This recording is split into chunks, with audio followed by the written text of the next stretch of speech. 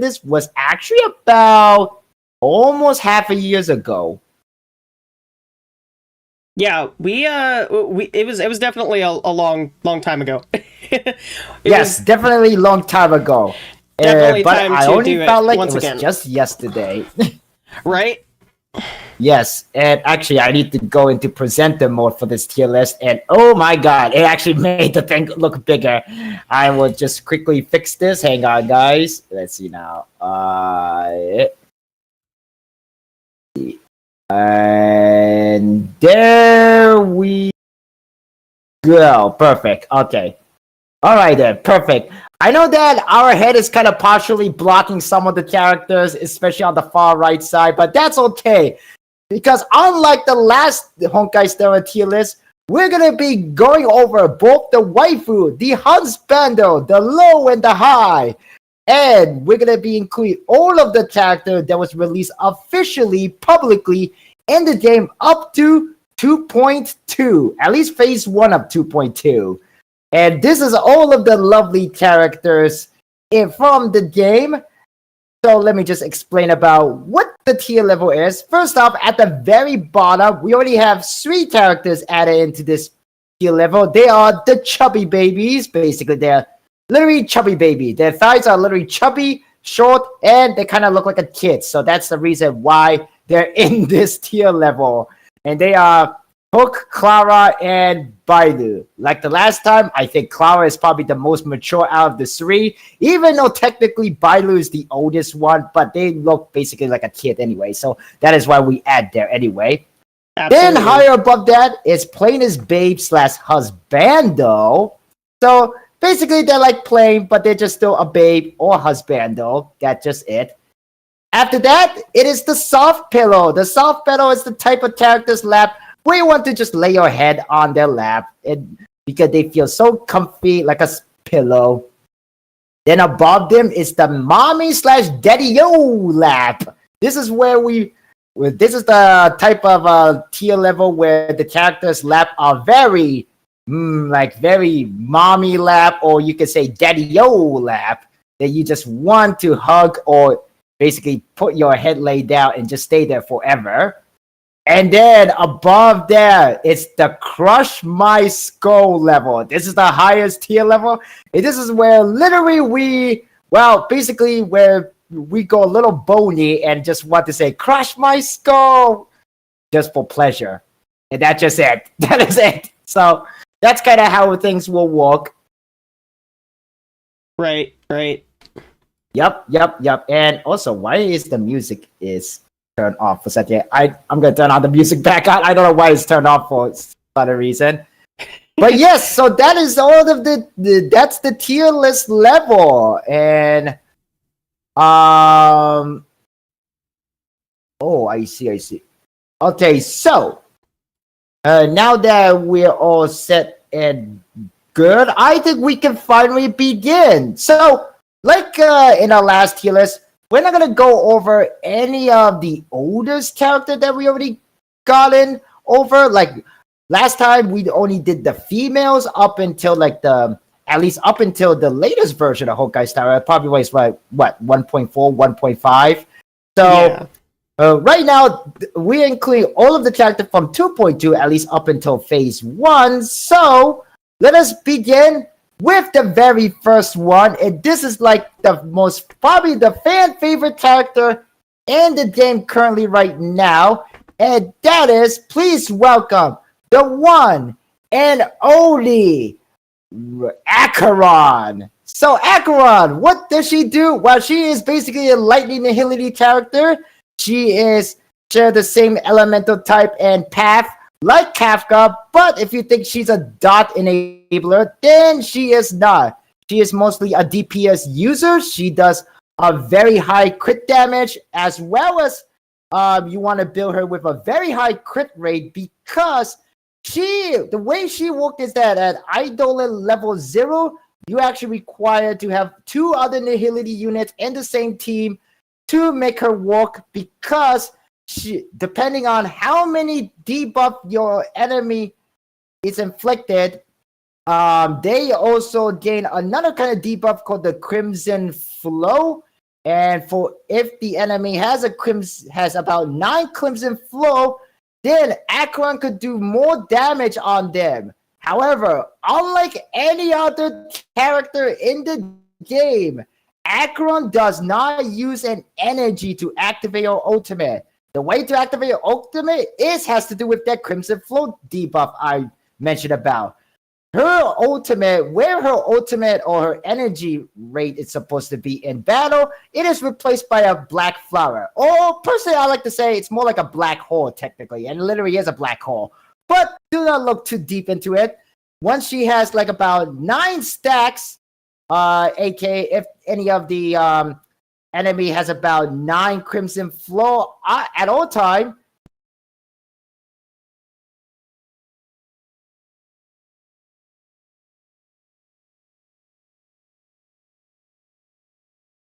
Oh.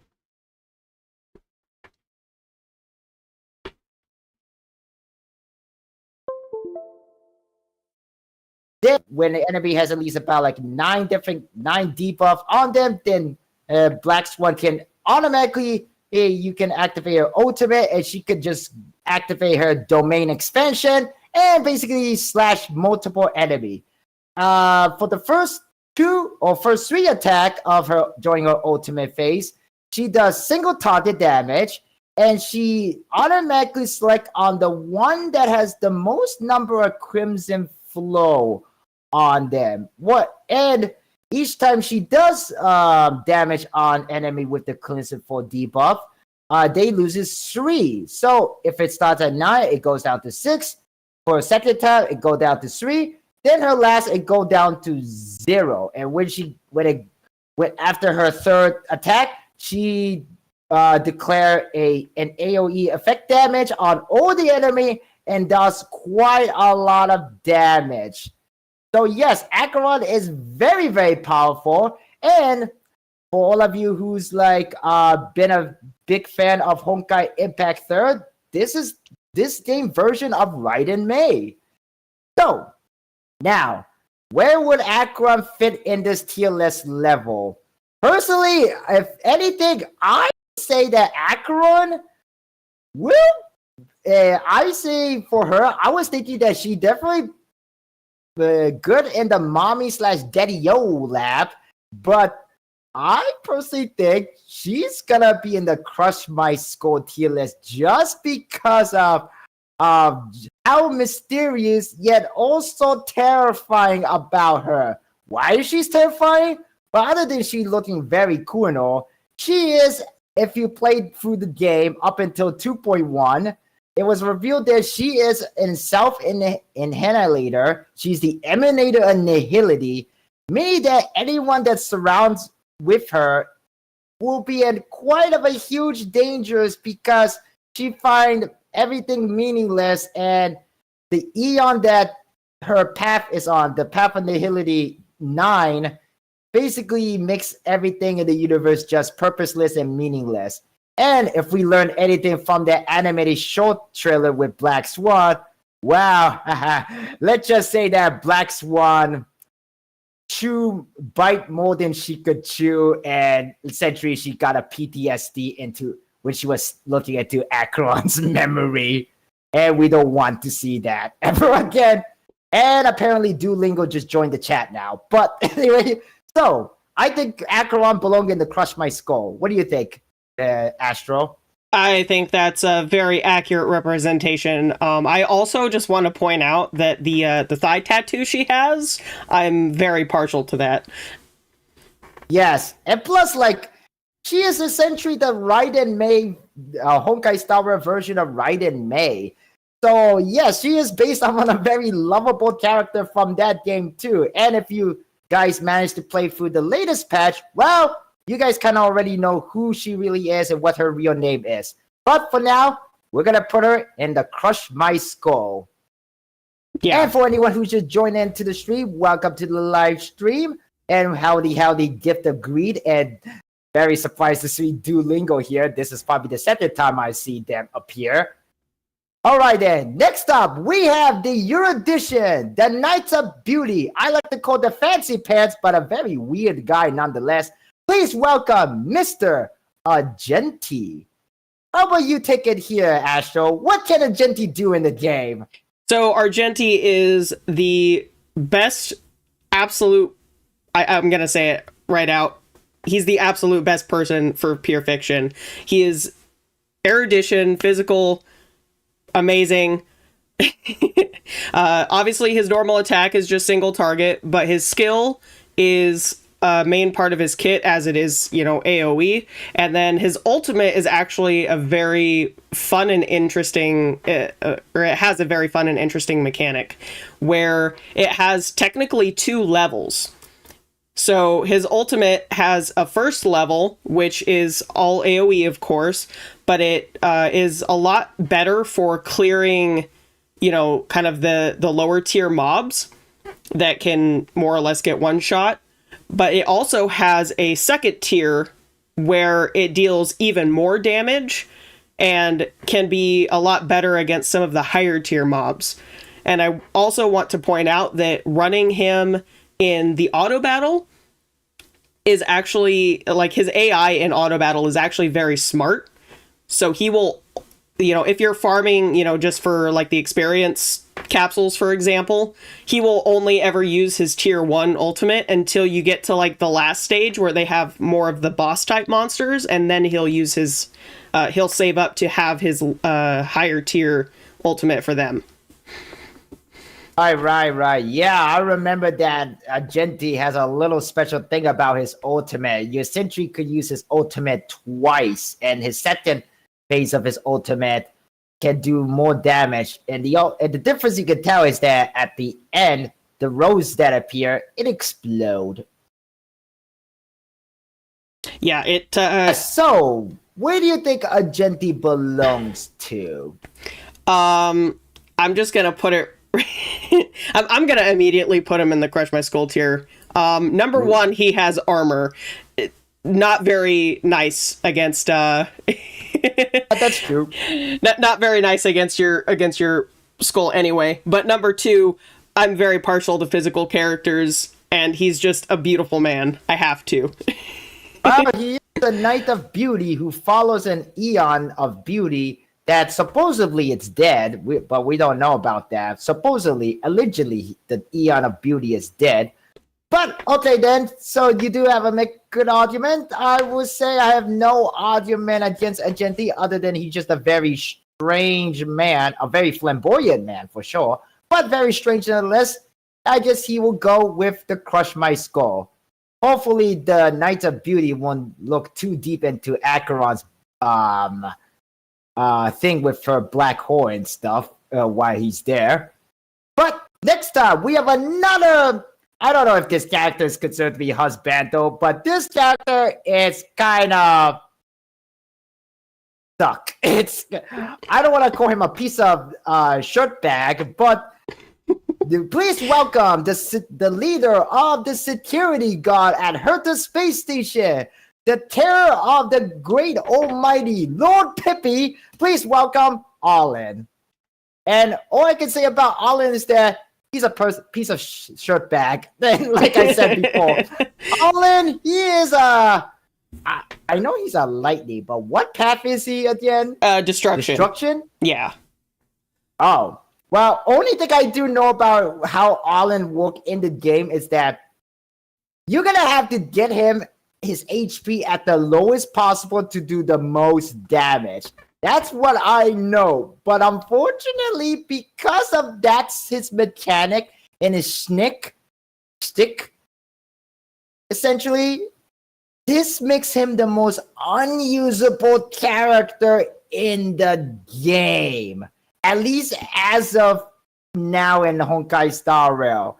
It's kind of quite sad. I mean, he's very easy to build early on the game, and he could be a very good viable DPS early in the game, but until later on, and when I mean later on, I mean like very soon actually, once you arrive at Planet Bellabog, the very first world you visit, and you unlock Saval as your lightning unit, Arlen get easily replaced, and you just never use him again, ever. Yeah, and And personally, the only thing that's memorable about him, I actually made this guy to be like in my top 6 most forgettable characters in Honkai Star Rail, and he was at number 3. And the only reason why I put him number 3 is because one, he has been memed a lot for being the most unusable character in the game. Nobody used him. Nobody used him in Pure Fiction. Nobody used him in the Master of Chaos. Nobody used him anywhere in the game at all. Not even the story of the game. Although maybe there's some few Daredevil player out there that actually use All-In. But other than that, All-In is just not very, very viable. He's very hard to use. Very easy to build, but very hard to execute. That's the problem with this guy. And the only thing that's memorable about him is that he take care of the dog Peppy, who I think is the more memorable than him. Yeah, I definitely think that when they were designing his kit, they had the right idea. It's just the execution was it kind of failed a little bit. And actually, thank you for the correction. Somebody in the chat, Chris, actually said that you actually get Savar in the mail. And yes, I actually just remember that you do get free Savar in-game mail if you're like a first-time player Honkai Star Rail. So yes, I remember that. So yeah, actually, Allen is just completely useless there. He's really completely useless. You don't even need to play him at the beginning of the game. Yeah. So I would say Allen is playing as husbando in this case. Or maybe we could put him the chubby babies. What do you think, Astro? I mean, he's pretty plain. He's there. I mean, he would definitely comfort you in a situation, but that's about it. Personally, I think Peppy is probably the one who will comfort. Has put on a higher tier list than him, to be honest. But anyway, enough roasty all in for now. Now we go on to his boss, Asta. Last time in the tier list, we put Asta in soft pillow. I think it's safe to say that Asta can stay in the soft pillow. Absolutely. I totally agree with that. She's still a very viable character. Very viable character, and would definitely comfort you in your time of need. And also definitely probably one of the most underrated characters in the game too. Like Asta is just very, very helpful. Yeah, for being a 4-star Harmony unit, she actually does a lot more than you'd think. Right. If you just have to play her right, and she'll become very, very viable, even in some of the in-game content like Pure Fiction, Master of Chaos, and all that game mode. And now, I think this character... and it's good time to be alive, because this man has caused so many people to go downright bad. Even the voice actors of Topaz and Clara was down horrendously bad for this man. It is the one and only, the man, the legend. Legend. Sorry, the legend. The man who say, "Doctor, you're huge," and he is indeed huge himself. It is the one and only, the gambler man himself, Mr. Aventurine from IPC. So what can you tell us about Aventurine, Astro? Aventurine is the biggest Gamba man ever, and I'm here for it. We still don't know a whole lot about the rest of his story. At least from where I'm at, there's still some mystery to him for sure. But he is a imaginary shielder unit, and his entire kit is based off of RNG, which, I mean, what could be better for a gambler character like himself? So his technique will enter the battle with the shield, and that his technique is actually based on RNG as well. So if you get 3 symbols on his little slot machine that are all different, you'll get kind of a low-level shield. If you get 3 symbols that are all the same across, you'll get a medium-rank shield. But only if you get 3 spades all the way across will you get, like, the highest tier shield possible when entering the battle. and that, of course, scales off defense. He also, when you're in the battle, you can use his skill to refresh the shield. And his ultimate is like the coolest animation ever, I think. But it basically gives you a random number between 1 and 7 to build up the stacks for his follow-up attack. And his follow-up attack, again, can be triggered by the number of stacks that he has, whether he builds them up himself, or whether he builds them up based on your other follow-up attack units doing their follow-up attacks. Right. Yeah. A little bit of count added that. So basically, Aventry has his own little counter stack called the Blind Bet, and every time enemy hit his shield or your ally's shield, he gain 1 blind bet, and if he get at least 7 or more, he will automatically activate his follow-up attack. I think his blind bet counter can go up to 10. So in other words, if the enemy can attack multiple times in the same turn, you can actually activate his follow-up attack twice in the same turn, in the same cycle. It is very rare for it to happen, but it is technically possible. It is technically possible, and I have seen other players have made it possible. And Aventry is a very, very good character. In fact, if you manage to pull him and got him in the last patch, then you're very, very well set, because if you have him, Dr. Ratio, which we'll go over a little bit later, and Topaz and Numby, along with the brand new character Robin, who we will go over later, then you can make a very viable follow-up team. That kind of team is basically the dream team for follow-up attack, and it's great. So Aventry is just very awesome. And so, for him, the most important question we need to ask is, where do we want to put him at the tier level? And I can already guess what it is, but I think Astro can say that answer to everybody. I absolutely love Aventurine. He is going in the Crush My Skull tier. If we had a tier for just me to worship him like a god, I would. Aventurine goes into my Crush My Skull. I'm not even going to lie. I'm going to put him above Acheron. Oh, wow. Yeah, right. Yes, and some people will never recover. Oh, you missed him by 1 single pool? Oh, that's bad. So sorry to hear that, Chris. I'm sorry for your RNG. No. Was it so? Astro Kaio is so real. Yeah, I agree. All right. Not above Acheron, no. Yes, above Acheron. Above Acheron. Well, Aventurine is a very fun guy. And actually, a little fun fact about Aventurine is that his English voice actor, apparently from what I read, this is actually his first gig in voice acting. In other words, this is his very first job as a voice actor. He did a tremendous job as Aventurine. Yeah, I remember hearing that, and he's done such good work with his voice acting for it being like one of his first gigs. Yeah, and I think everybody gonna remember him as the Doctor. You're huge, guy. Yeah, absolutely. That line is just so funny.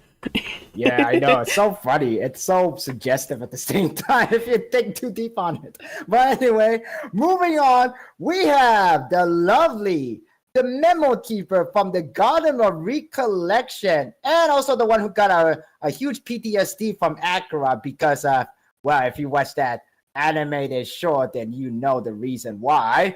Please welcome the one and only, the lovely Black Swan. So Black Swan, she is a wind agility unit. She is a dot enabler with her own little stick called Arcana. When at the very beginning of the battle, if a Black Swan is present in the team, then each enemy will be inflicted with 1 Arcana, and you can stack up to 50 Arcana on any enemy at given time. At the beginning of each turn, the Arcana will do does a dot damage on the enemy. This dot damage is considered to be as a wind shear because, well, Black Swan is a wind type. And Black Swan is also can inflict defense reduction as well through her skill. And her ultimate is very, very beautiful. And personally, I know most players play this game on a fast forward mode because the entire battle can take a very long time to complete, even for one turn. But I personally like Black Swan ultimate in a regular slow speed because when she does her ultimate in the regular speed, she say her line and she does a little bit of a sinister yet very sexy laugh at the end of the ultimate too, where she summoned a bunch of her hand out of the stained glass window. The stained glass. So she is a very cool character. As a matter of fact, I have a little bit of a fan out of her as my home wallpaper on my lock screen wallpaper on my phone too. So that's how much I like Black Swan. And yes, I do not know, but if you do, yes, Black Swan and Acheron ship forever. Yes, indeed. Because of reason. Anyway, personally for me, I think Black Swan definitely go into the mommy/daddy-o lap because funny thing is that Black Swan thigh is about the same size of Kafka's thigh. If you look at them standing by, if you look at them standing next to each other, their thigh size is literally the same. Pretty much, yeah. Yes. Yep. So Black Swan is definitely going to the mommy/daddy-o lap. All right. Okay. Speaking of a wind unit, it looked like the next character is another wind character, and this guy is more of a DPS user. He is Kafka's colleague, one of the fellow members of the Stellar Hunter, the man who chases down Dun Hong for some apparent reason. Maybe he's a stalker, I don't know. But please welcome Mr. Blade. So, what can you tell us about Blade, Astro? So Blade is a wind destruction unit, basically dealing damage based on HP and based on how low his HP is. He can heal himself. He works really good. I haven't really used mine too much to be able to, give too much information, but he's very good. He can do a lot of damage if built right and with the right teammates. Yeah, Blade is a very, very good character. He has a very weird synergy with another character named Jingli Yu, even though in the lore-wise, Jingli Yu and Blade are considered to be an enemy each other, former allies in arm. But the way it works is that in that team, you can put Jingli Yu and Blade in the same team. Jingli Yu, when she's in her crazy mode, she can suck up the HP of the team, and that actually can benefit to Blade because then Blade can do more damage as well. So Blade is a very interesting DPS. If you have him, he's a very good character to invest in. Just be careful of be mindful about his HP reduction too. You don't want to get his HP low enough that the enemy can literally KO him before he even do any use in the battle. But for him, where should we put him? Blade. I don't think that he'd even let you touch his lap, so he's probably gonna go in the plain tier.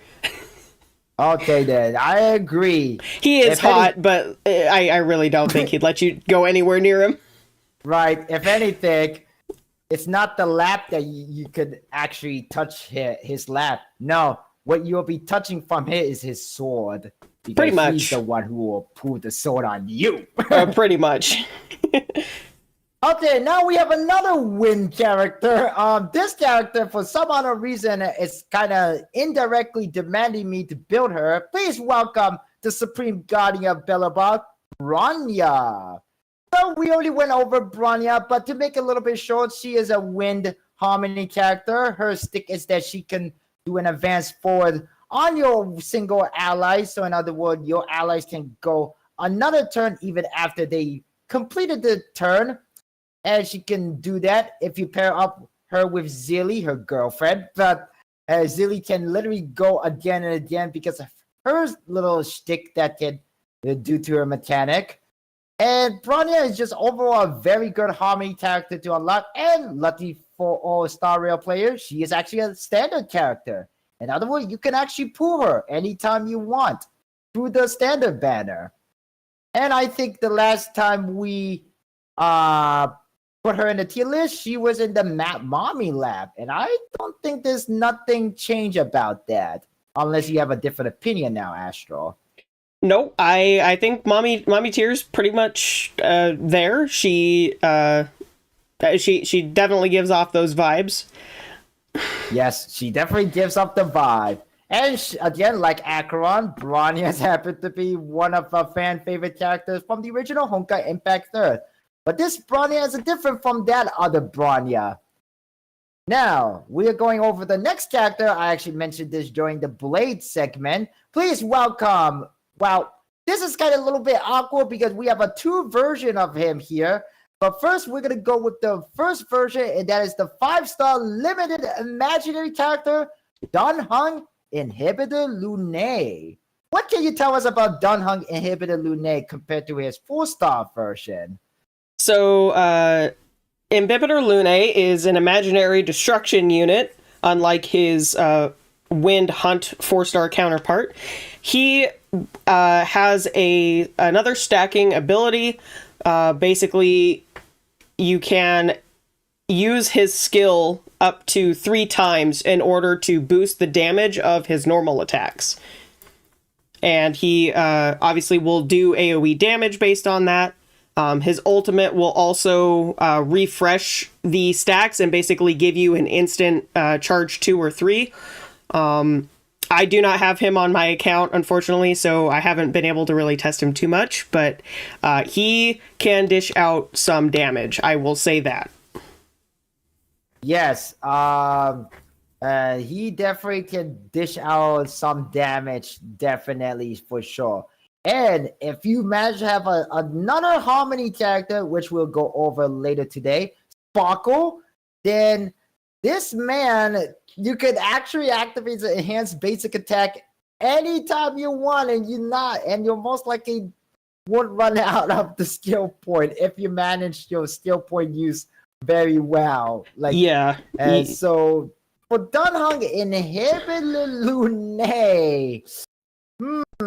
this version of Dunhog, I think he could go with the Daddy Yo Lab. Yeah, for sure. I can totally agree with that. All right, then. And then we kind of, this is a very awkward situation, but we have the 4-star regular Dunhong. This is the Wind Hunt version of Dunhong. You only do a single target damage. And is there anything special about the 4-star version other than he's a single target hunt unit? If he is built properly, he can do some pretty decent damage. And being that he's still kind of like considered one of the early 4-stars in the game, you've probably at least invested a decent amount into him, like to try and help you clear the early stages. So if you just continue up further, I mean, he can do some stuff. He can do some work for sure. Yeah, so this version of Dunhong, unfortunately, he doesn't deserve to be the Mommy Star Daddy Yo Lab. I think he's kind of like going either in the soft fellow or playing his husbando. What do you think, Astro? I think he could go. Yeah, I think it could go pretty plain. I mean, I still like his design a lot, like his 4-star design. He just can definitely be outclassed by a lot of the other hunt units that they've released recently. Right, definitely, right. And actually, hang on a second for a moment. Okay, I think it's For anyone who's watching YouTube right now, oh, oops, whoa, that was weird. Sorry about that. For anyone who's watching YouTube, I do not know what exactly going on, but apparently Obi is saying there is some kind of a drop rate going on right now, drop frame going on right now, but seems to be working fine on YouTube Studio. But in case if anyone ever experienced the issue, then I apologize in advance. But anyway, I think, yeah, 4-star Dunhong going to the plane is babe / husbando. And unfortunately for him, he also has to deal with Blade in the same tier list level too. So I guess Blade is a stalker. A little bit.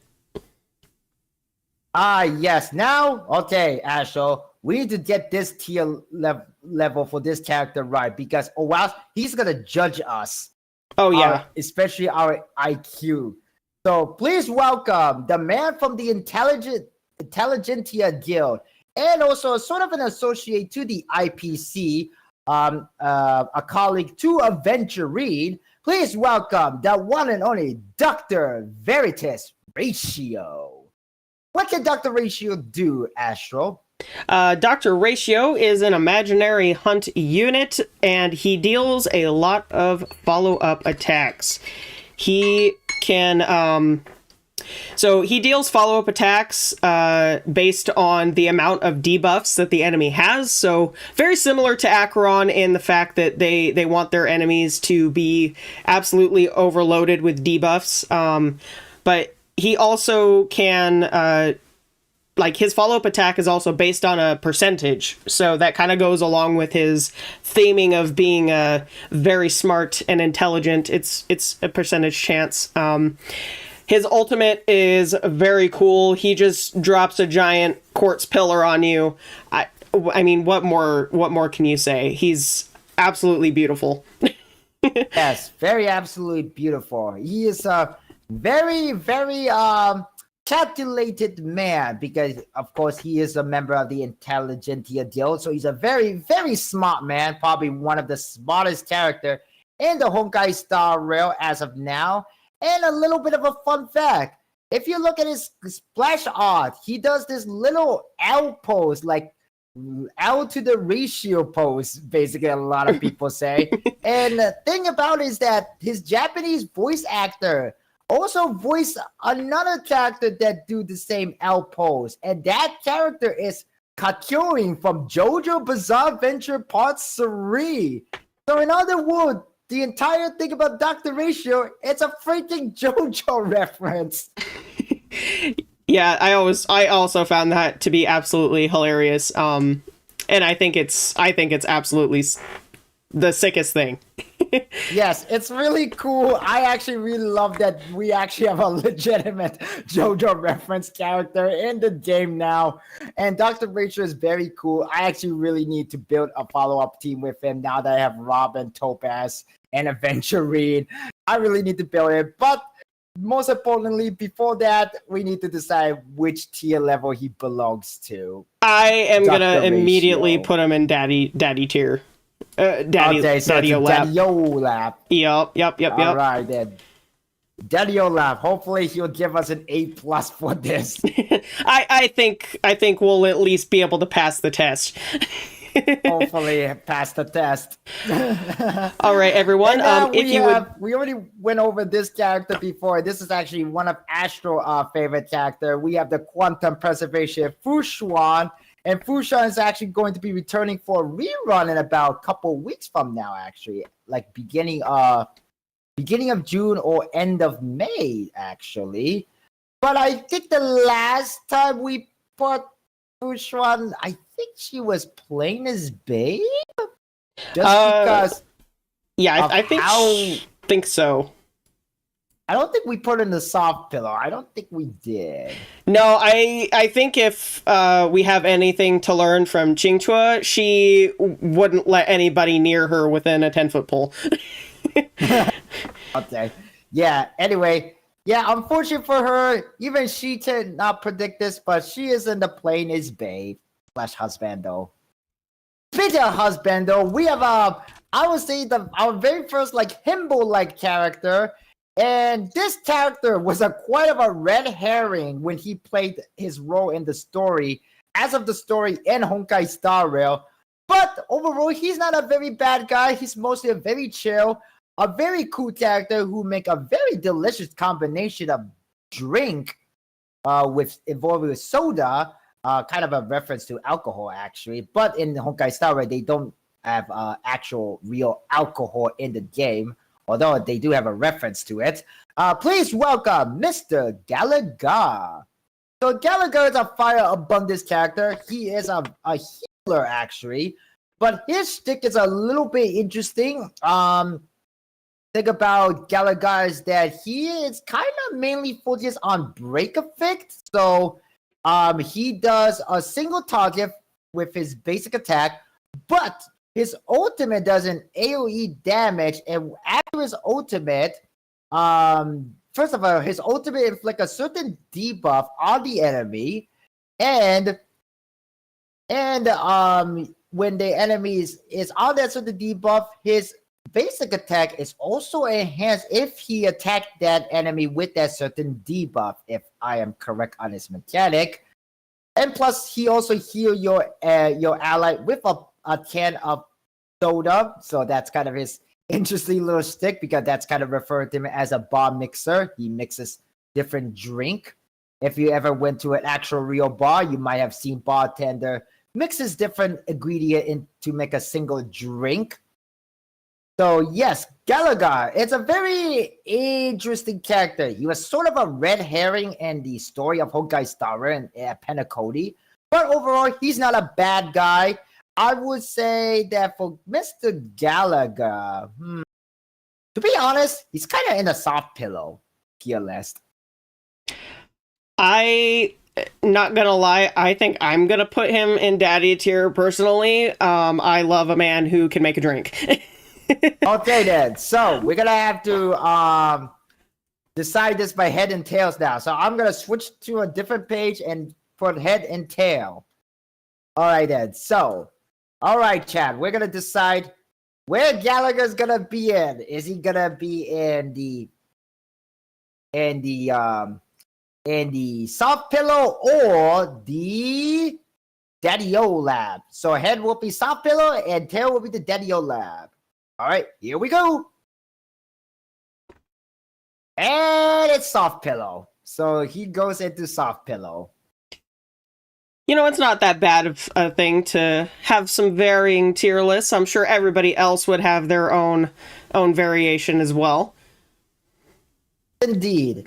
And now we have another, this man is a little bit much more stricter and less calmer than Gallagher. It is Japad from the Belobog, Ice Preservation character. I think, but first, before we put him on the tier level, how about you explain what he can do, Astral, as he probably play a little bit differently than Adventure, even though he is a shielder too. Yes, so my boy is absolutely amazing at shielding. He can use his ultimate to shield. So unlike Aventurine, his shielding is based on his ultimate, and his skill does kind of a little multi-hit, and it has a chance to freeze the enemy. And then obviously his normal attack is just a basic normal attack. It builds up skill points. That's kind of all there is. But having the extra chance to freeze on some enemies that are not immune to being frozen can be very nice in terms of making sure that your team, can have that chance to get that extra turn in before the enemy, obliterates you. Or it can potentially give you the extra couple energy that you need to cast your ultimate to have that full buffed up shield. Yes, Japad is a very good character to have as your shielder if you manage to pull him. And for his case, where do you think he could go to on this tier list? I think we'll put him on soft pillow. Soft pillow. Okay, then I don't disagree on that. I think he's definitely in the soft pillow. Yes. If you all would be so kind as to give me just a moment, I need to step away. I gotta cook some dinner. I'll be right back. Everybody, if you guys want to know, she's cooking lasagna for us. Oh yes, absolutely. Everybody's invited for dinner. Yes, let's hang out at Astro's house and eat some lasagna, man. Funny thing enough, I think I noticed that there's actually a brand new preview trailer for the next Garfield animated movie that just came out recently today. So now that I'm already thinking about lasagna. Oh, it makes you want to watch the movie and eat lasagna even more. Yes. All right, I will be back momentarily, and Yep. no worries.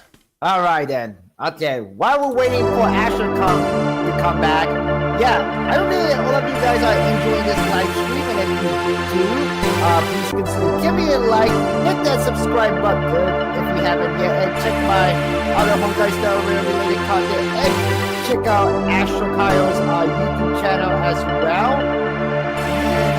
And actually, maybe we could turn a little bit on the music while we wait for her. Sorry if there was no music being played because apparently whenever somebody's speaking during the live stream here, especially I'm using a voice channel in Discord, it stopped the Spotify from playing. So that's kind of the only downside. The reason why the Spotify music wasn't playing when we were talking. Especially during the voice channel, because we're using a voice channel in Discord and all. But anyway, yeah, so far so good with this tier list. I'm actually liking where this tier list is going well. And definitely I will make some kind of a clip or highlight video for this live stream later today, and I'm definitely going to add up music when I thought that there was no music being played for sure. We still have a long way to go. We have a couple more characters. Well, not a couple, several more characters to go. Alrighty. I think we win. Oh, hey, welcome back. I told you I'd be right back. Yes, you're back at Hot Minute. And speaking of Hot Minute, we have another a fellow streamer in the world of Honkai Star Rail, and this character is probably the most relatable character in the game for a streamer and VTuber life. Please welcome Miss Gwenevin. Well, I think we already went over Gwenevin in the last tier list. She is a fire nihility unit. She has her own little stick, which uses a debuff called Fire Kiss, which does burn damage. And I think the last time we did a tier list, I think we put Gwenevin in the soft pillow. But do you have any change of opinion on that, Astro? Nope, I think she can stay in Soft Pillow. She is probably like the best friend character that wants to support you through everything. I think that fits her very well. The fact is that I didn't realize that. So I actually played the event, the Ghostbuster event, before I played the Ethereum War event. And the Ethereum War event canonically took place before the Fictional Garden. But I only got to know Gwenevin through the Fictional Garden event as Yen Zhao in the game. So that's something what I learned. Yeah. Okay, then. Next up, we have speaking of Fictional Garden, we have a character that was introduced during that entire event as Yen Zhao. Please welcome the Grim Reaper, the judge from the Tenlos Commission. It is Hanya. I think we already went over how Hanya played the game, but for a little bit of a memory case, can you review what exactly Hanya do exactly? Yes, so Hanya, with her skill, can more or less increase the amount of skill points that you can use. Not quite as much as Sparkle, giving you, an actual extra skill point to use, but she can refresh your skill points, making her very nice in skill point heavy comps. And with her ultimate, she can buff up a single unit and give them an attack and speed buff. Very similar to Asta. Right. Yeah, Hanya is a very bad character, but if you have her at a higher Eidolon, she's actually become even better. She's kind of one. I actually put Hanya at number 2 for the most forgettable character in the game, just because I just really don't see her used a lot in the game. I mean, I personally don't use her a lot. Well, maybe I'll reconsider it now. I have her at E6, but Anya is just very mysterious to me. It makes me wonder, why is she not used, even though she's kind of very viable, though. But then again, I guess, oh, she only does a single target damage. That's kind of one big problem. And when it comes to her kit, yeah, you kind of have to consider about turn orders and all that too. So things kind of get a little complicated when building around Hanya. Yeah, I think if you know how to use her well, she can be very, very efficient for you, especially if you don't have Sparkle, or if you don't have some of the other units that do very similar things. So I think she's a very nice unit overall to have. She just takes a little bit of extra working around to make sure that you're buffing up the right unit at the right time and things like that. And unlike Sparkle, she is a 4-star character, so you can actually get her anytime. Yes. From the standard banner if you're lucky. Yes, very easy to get the idle ones. Available right now. Her drop rate is actually available on the character banner right now in the game, so you can get her at a higher chance. And I managed to get E6 Hanya too. If I can and Astro can, then you can too, if you really care about Hanya or really like her design. And personally, because of her design, her thick thighs, I think she goes into the mommy lab. I also agree with that 100%. All right. Now, this girl, I cannot say the same thing for Miss Herta here. She is definitely going to the plane is babe, because 1, she's a freaking puppet, and 2, because she's a puppet, I don't think her lap is very comfortable nor warm to put your head on. Yeah, I don't think it'd be very comfortable or warm either. Right. Puppets, they're a little creepy, to be honest, too, sometimes. She's not. Yeah. But in general, they can be. But but if this was some kind of a meme tier list, then I would put her on the much more higher tier level because of her kudu. Her follow-up attack became such a meme. Oh, absolutely. Definitely. I mean, she's actually a pretty viable character too, especially with the release of Pure Fiction, making pretty much every erudition character like better than they were before. Yes, indeed. And speaking of erudition, we have another erudition character, and this character is definitely not a plain as babe, because she is more than just a babe. She looks fine. She is the one and only, the mommy of the Astro Express, the navigator of the Astro Express. Please welcome Miss Himeko. So, what the Himeko is another erudition. She's unlike Herta, she's the opposite of Herta, a fire erudition character, and she also do a follow-up attack as well. And I think the last time we did a tier list level, she went on the mommy lab, and I don't think there's any disagreement on that.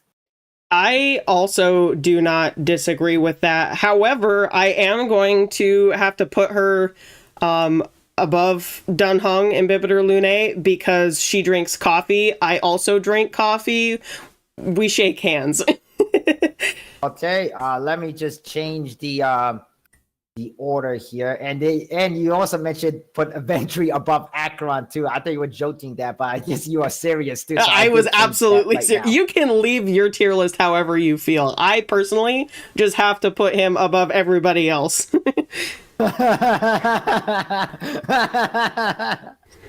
Okay. All right then. So Himeko is definitely above Dunhung and Bibiter Lune. I just changed that right now. The next character. This character is kind of sad, actually. But to be honest, But please welcome the very kind, lovable, but very huge scary cat, Huahua. Or is it Huehue? I don't know how to pronounce I the think it's name correctly. Popo. But anyway, Huahua is unfortunately a very sad character. She is a wind abundance character, but she kind of works similarly of a harmony character because her ultimate provide an attack boost and a 20 energy regeneration. Yeah, very, So very she nice. can regenerate energy by 20 for all your allies. Yeah, that's very nice. I'm very bummed out that I missed her, but definitely on the rerun I have to get her. Yes, I have a feeling that Hoko may likely come available on the rerun for 2.3. Most likely, I just have a feeling that she's gonna come back for 2.3 because she is the only limited. I think she's the only 5-star limited healer that we have in the game. Or I could be not wrong, not correct about that. No, she's the at least the limited side. There's another healer, but she's already in the tier list, and that's Bailu. But We have Locha. yeah, Ho-Ho is very, very good. She also can help to remove debuff as well too if you ascend her at a higher level as well as unlock her traces. So Ho-Ho is very, very good. And a little fun fact, when she uses her let's see that I believe when you uses her her animation for when she heal her allies initiate, if you pause at a certain timing, you can see the faces of her paper talisman, and one of the paper talisman does the Anya face from the anime Spy X Family. So it's a little anime references. Yeah, definitely.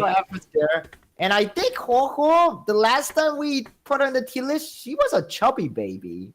Yeah, I think so. She was kind of a baby. Literally. Yeah. Definitely acted like a very scared child. We need to protect her at all costs.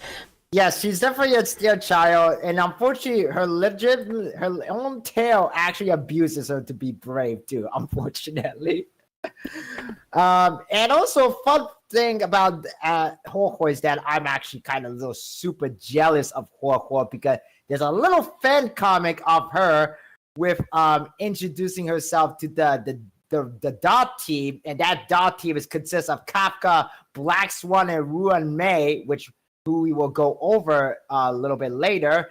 And she was introducing herself, and they just thinking so cute, and like they're pampering her and all. Like they were acting so mommy to her, and I was just like super jealous. And all I can say that it should have been me, not her. Yeah, absolutely, 100% agree. A little jealous, but you know, it should have been me, guys. It should have been me. Anyway, speaking about mommy character, we have my personal favorite Honkai Star Rail character, voiced by the lovely voice actor and content creator, YouTuber, and VTuber self, Amelie. It is Jingli Yu, Ice Destruction Unit. Her stick is that if she gain 2 stacks, she'll go into a crazy mode. I think it's called something transformation. I don't know what it's called, but I can't remember the name. Anyway, when she in this mode, she does an AoE damage on all the enemy for the next, I believe about 2 turns. But if she uses her ultimate, she could actually gain 1 more stack, so you can make her stay in her crazy mode as long as you can regenerate her energy and activate her ultimate all the time. But she is very, very powerful. Similar to like Acheron, you want to build her with a high crit damage and high crit rate, but her traits give her a passive 50% crit rate, which is very, very good. So for for Jingli Yu, I think the last time we put her in a mommy lab. But what do you say? I think Astro? I think we can keep her in the same tier. Yep. Keep her in the same tier.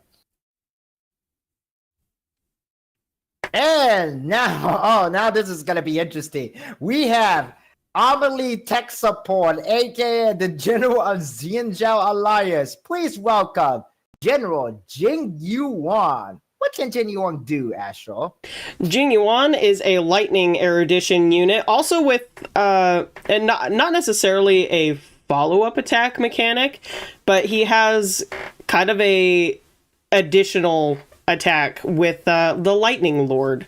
It has its own section in the turn order. You can obviously boost it up with speed and that kind of stuff, but basically normal attack, basic single target hit. His skill does the usual AoE attack as well, and then the ultimate summons the Lightning Lord, lets it be able to do a bunch of like multi-hit lightning attacks. It's super dope ultimate. I love the animation for it. Yes, Jing Yuan is a very interesting fun fact is Jing Yuan is happy to be Jing Liyu's former apprentice / student and one of the member of the five quintets. But due to some mysterious reason with the death of one of their member, the group has parted away from each other, such as Dunhong, previous incarnation Dunfeng. I know it kind of sounds confusing, right? There's now Dunfeng. I don't know. But anyway, Dunfeng, Blade, and Jing Liu. Jing Yuan is the only good guy who's just like alive. And this man has been around for a very, very long time. He's one of those long-lived species. Yeah, Jing Yuan is just like one of my favorite characters, and I absolutely love his voice actor. Yes, his voice actor Sayu is happened to be a VTuber himself, while his full name is Alejandro Sab. But I just refer to him as Sayu because that's his VTuber name, his VTuber persona. And Sayu and Amelie shenanigan with each other is actually now officially canon because of their work and Honkai Star Rail voice acting, which is pretty great. And Sayu, or as Alejandro Sab, is very well in tune with other voice actors with Honkai Star Rail. I know that he recently appeared as a guest in Molly Zhang. Molly Zhang is the voice actor of Zilly, and they did a group character pool for Robin recently. And I heard they went really great. Although the only unfortunate thing about Sayu, aka Jing Yuan, is that there's one other Honkai Star Rail content creator and who's a VTuber herself. Her name is Mina Aoyama, and she never pooped for Jing Yuan, and Sayu just kind of bullying her, like, when are you pooing my character, Mina? Poo my character, Mina. Like, and Mina's like, I'm trying, okay, I'll do it next time. And what's even funny is that there's even a screenshot, official screen from the game, where the female triplets is standing in the Astro Express. But if you look closely behind Stelly, just the far little distances, standing on the wall, this Jing Yuan, who's just standing there menacingly. Yeah, I remember seeing that too. That was really funny. Yeah. So the whole shenanigan between Sayu and Mina also kind of became canon because of that screenshot. Literally became like an inside joke. Absolutely. Literally, Jing Yuan is indirectly telling her, "Pull me, Mina. I'm here, Like, he's just standing there menacingly. Right. Anyway, I think for Jing Yuan, where should we put him anyway? I think he should go in the Daddy-O tier right next to Jing Liu. Oh, good. I hope they don't fight. But I don't think so. If anything, if Thunderlord was a separate character, I'll put Thunderlord in the Crush My Skull just for a different reason. Yeah, if the Lightning Lord was its own separate character, that he would crush your skull, but because he's really strong. And he's a real big boy. He's like, huge. Yeah, he's huge. like what Adventurine would say. He's huge. Right? My lord, you're huge. Okay, speaking of huge, we have a character who's literally the definition of a mommy. When this character first appeared in the game, everybody wanted it. I mean, absolutely everybody, including your grandma. Please welcome Kafka, the Stellar Hunter. Lightning Agility Unit. She inflicts dot. She's basically like the main dot enabler. A very popular character in the Honkai Star Rail. There's so many fan art, cosplay, and everything about her. Everybody adore her, even though she's very mysterious. We don't even exactly know what her real intention is, but she is very cunning, very elusive, and very like, very eroge, but like she's very eroge. And some people kind of theorize that Himeko and Kafka has a thing or two or something like that. But for this tier list, I think the last time we put her, she was in the Crush My Skull. And she's still in that Crush My Skull. Oh, absolutely. Absolutely. And you know what? Sorry to say this, but I think we're going to have to put her above Argenti. While I love Argenti, he is nowhere near Kafka level. No. I mean, if there's a true beauty, then I say I choose Kafka over Argenti. Mm-hmm. Absolutely. Yeah. All right then. Speaking of that, I actually forgot. I may have forgot to say this during the Argenti because I didn't put enough thought on him. But I remember that Argenti in Japan as a promotion. Yeah, there was a collab promotion between Hoyoverse with character Argenti and a certain makeup company in Japan where they make a makeup, but I don't know if you ever heard of this manga or anime series called The Rose of Visilis. So I believe I've heard of it, yes. Yeah, so The Rose of Visilis is a little bit loosely based on a historical event. This manga took place during like the pre-era of the French Revolution, and there was a character called Oscar, and Oscar is basically a woman, but she was raised as a boy, so she's like very tomboyish character, and she goes through all this kind of interesting romance story, but also kind of like a interesting like perspective of the life of the aristocracy and monarchy of France of that time. And of course, in this manga and anime series, we actually see a real historical figure. One of the most important character in that manga, who's based on the real historical figure, is Marie Antoinette. And if you know what happened to Marie Antoinette, at least during her last phase of life, well, you kind of already know what happened because every monarch member during that time got their head chopped, like literally. Yeah. But back to Argenti, why that's related with Argenti is because the same mangaka, the manga artist who wrote that manga, actually made her own art style of Argenti in her own style for that makeup promotion with Honkai Star Rail, Hoyoverse. So very interesting fact, very fun fact of they did that with the character Argenti. Mm-hmm. Since Argenti is kind of does look like a character from that Rosa Visili anyway. I mean, bit, yeah. He literally is. Anyways, next up we have another character. This character kind of suck, but not really. If you do play the Zillie's Companion mission, you actually learn that this character have a heart of gold and a very like wholesome and sad story. But this character, please welcome the boxer, the champion, Luca. So what can Luca do, Astro? So Luca is a physical nihility unit that does DOT damage with, I believe it's the bleed effect. Yes. Basically, he's more of a single target dot unit, which unlike a lot of the other dot units, which, focus more AoE, Luca is definitely more single target. But what he can do is very, very awesome. He has 4 stacks that he can stack up, and it will boost his normal attack to be able to do more damage, get more dots. both his skill and his ultimate will bring up those stacks.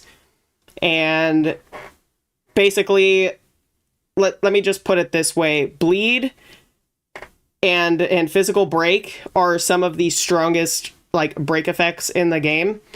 So having him on your team while not being AoE can still work really well on like in a dot team if you're going up against bosses in let's say the Forgotten Hall, because he just does a lot of damage. I actively used him for the longest time because I did not want to invest into anybody else. I am partial to the man with the robot arm. Luke, well, his personality is something to get used to, but overall, as a fighter, he's not that bad. Like you said, he does inflict bleed. In fact, every every physical attack that can inflict bleed if they break the enemy's weakness. And so for Luca's case, I think he's kind of partially cyborg, so I think he's kind of like playing as husbando, to be honest. I think he's pretty plain, yes, like as far as husbandos go, but I still absolutely love his character and his character design. I think they did really good with that. Yeah, unfortunately, I kind of put him in the top 6 most forgettable character in the game. I put him at number 4, so he's not the most forgettable, but he's sort of forgettable at times. Yeah, there's a lot of people I know that either they have him and they don't use him, or they don't even know he exists, which I find very sad because he's very cute. Yeah, I mean, even like during I think Luca was introduced during version update 1.2 in the early game of the Honkai Star Rail in the early days last year, and during that special program for 1.2, Luca was first introduced, and Kafka, because Kafka was introduced at the same time during 1.2, even the voice actor of Kafka said something about Luca's light cone, his signature light cone, which is the Shine Pearl as resolution. Kafka said something like, he looks different in the light cone. I think it has to do with the fact that he's not wearing a shirt. Yes, exactly. So, yeah, Kafka has a little interest on Luca. Yeah, for sure. Anyway, moving on. So the order of the character was kind of a little bit messy because I added this character a little bit late. But we're gonna skip Lynx, but we will get back to her after this character. This character, it's from another kind of werewolfy husbando. He is one of, if not best healer in the Honkai Star Rail.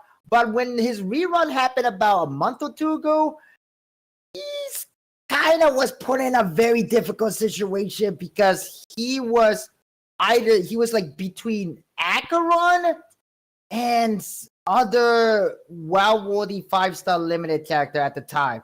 But please welcome one and only Lo Chao. Lo Chao.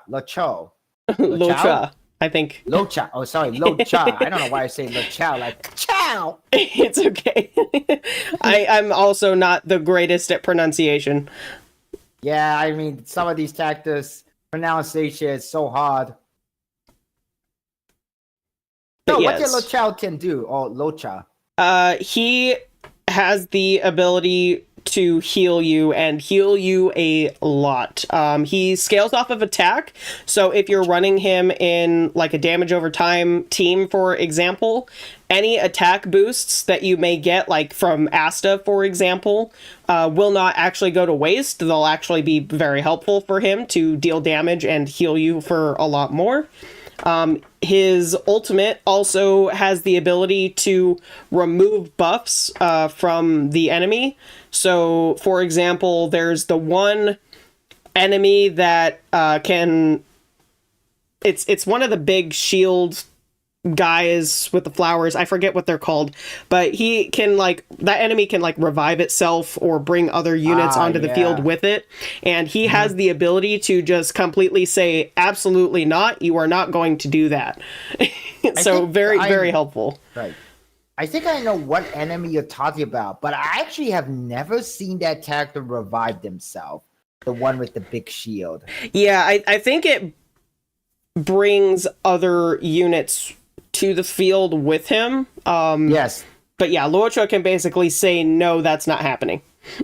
Yeah, Luocha, I was kind of planning to pull this guy, but he was in a tough position for a value of character pool because he was a 5-star limited character alongside with Acheron. And then after Acheron, I think it was... Who came after Acheron? Maybe the chat will remember this, but after Acheron, who was it? There was somebody. Was it? I don't think it was Ruan Mei. No. Because it she was was like before. another 5-star. What? Oh, right, Sparkle. That's right. Oh, Sparkle. No, wait, oh my goodness. Sparkle was with Black Swan. It came out after Black Oh no. Swan. What? Who was with after Acheron? Who was after Acheron? Oh wait, it was Aventurine. I think it was Aventurine. I think it had to have been. Yeah, sorry. I'm sorry. Like, gee, and my mind is running blank. Yeah, so Lu Chao was... I mean, not Lu Chao. Lo Chao, or Lo Chao, Ka-Chao, was in a very tough position when it comes to the value of character pool at the time of his rerun, because he was in between these two, like, long-anticipated character, Acheron and Aventurine. And for any, like... Well, for newcomer, new players, he's very valuable if you don't have any other good healers. But the unfortunate part is that if you are some new player who managed to progress in the game quite a lot, at least up until, you start 2.0 story up to Pentacoli, then you should already by now able to unlock Pure Fiction. And if you have completed Pure Fiction at least once, you get free links, which is another good 4-star healer. So, and it's free too. Therefore, his value was kind of decreased quite a lot. Unless you really want his idolate or you really like the character. He is still very good to have, but at the time of his rerun, he was just in a very tough position to pull for. Yeah, and the other thing too is that a lot of players who have been playing the game since launch have also realized that having a shielder to just completely prevent the damage, especially in like a lot of the harder content, if you can just prevent that damage instead of having to waste a turn healing, and instead of doing more damage, you're actually going to have slightly faster clear times as far as the turn order goes. And so that can potentially be able to get you that last star a lot easier.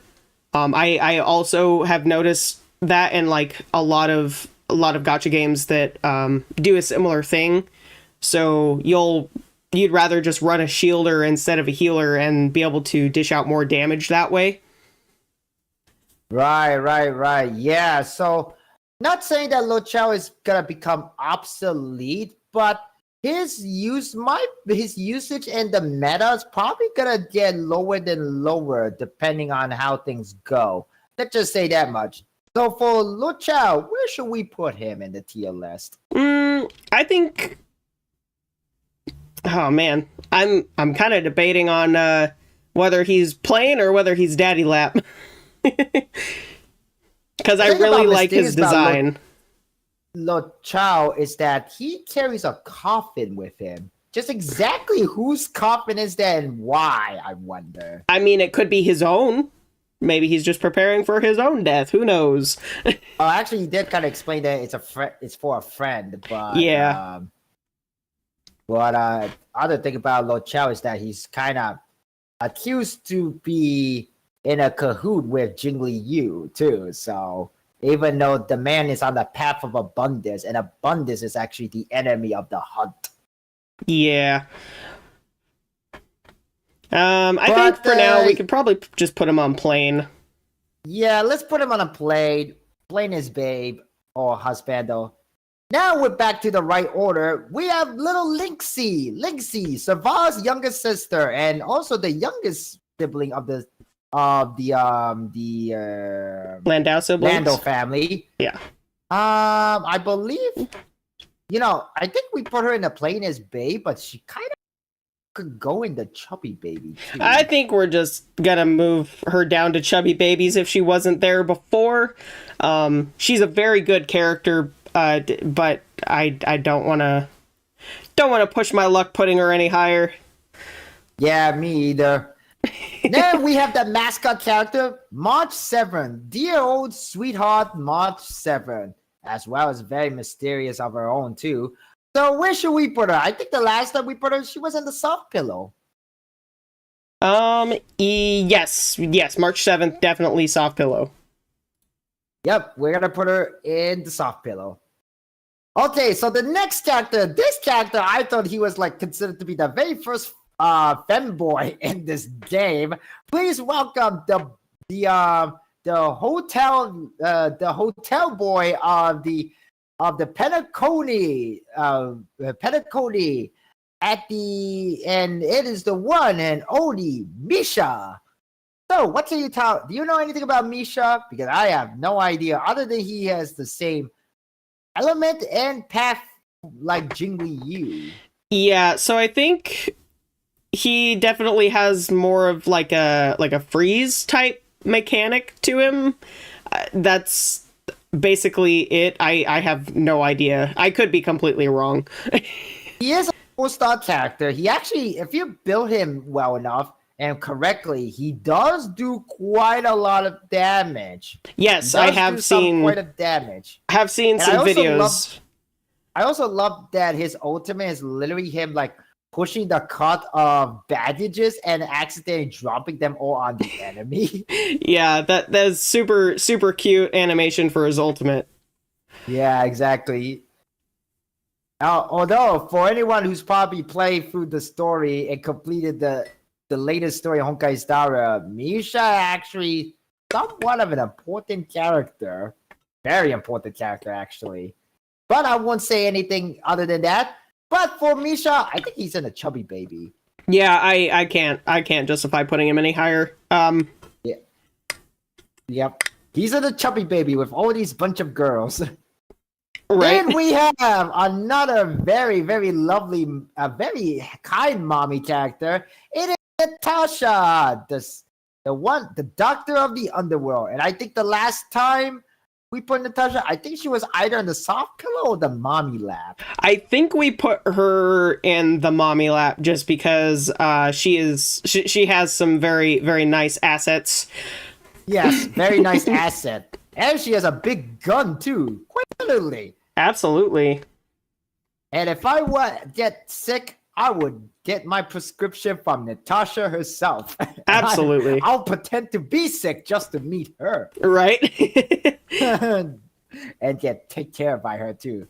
Yeah. Indeed. Then we have the kind of quote unquote the secretary to Bronya, and sort of like a librarian. It's Pella. And Pella, even though she looked like a short girl, let me tell you something. She's very, very useful. Oh my gosh, she is so good for Acheron team because she inflict debuff, damage reduction, as well as her skill remove buff on the enemies. And yeah, Pella is very good. She's a ice nihility unit, so she is very viable in Acheron team if you only have at E0 Acheron. And I think the last time, I believe we put Pella in either in plain as babe or soft pillow. I think it was plain as babe. I'm not quite sure. Remember? I honestly can't remember, but I think plain as babe is pretty good as far as thigh tier lists go. But yes, she is indeed very, very strong. That defense break is very useful. Yeah, it makes a lot of difference in the battle. Yes, absolutely. And then we have the character that I cannot pronounce her name because the last time I said this, I referred to as Q Kui, but then you corrected me that her real name pronounced is Ching Chao. Yes, Qingxue is Trap. Yeah, see, I still don't get it correctly. yeah, Until this day. she's a quantum erudition unit. She also has a little bit of RNG in her kit, very similar to Aventurine, but her RNG is based on the Jade tiles, basically very similar to Mahjong. But yes, she also at I believe E6 has the potential to do a couple follow-up attacks. So you can obviously run her with some follow-up attack units later on if you would really like to, but she's mostly focused on dealing a lot of damage with her skill and her ultimate. Right. And honestly, I think she was in the plainest babe one because if anything, she's the one who wants to put her lap on somebody else's lap because she is just that lazy. She just doesn't want to do a job, and even if she get praise for doing an actual job for once, she actually like don't want that praise because that just put her pressure of doing more job. Yeah, she's like, definitely lazy. Yeah, she literally like almost like a spirit animal for anyone who just doesn't want to do their walk for a day and just play video game all day. Right? Yeah, for sure. Yeah, honestly, I don't know if you ever watched like this cartoon show. It's called A Regular Show. Oh, but the main yes. character in this show, Mordecai and Rigby, are so do not do their job. Honestly, QQ can really be a good friend with them. Yep, I could totally agree. Yeah, totally agree, right? So anyway, we're putting QQ in Play This Babe. Okay. This I've been waiting for because I need to play this song when we're doing this character.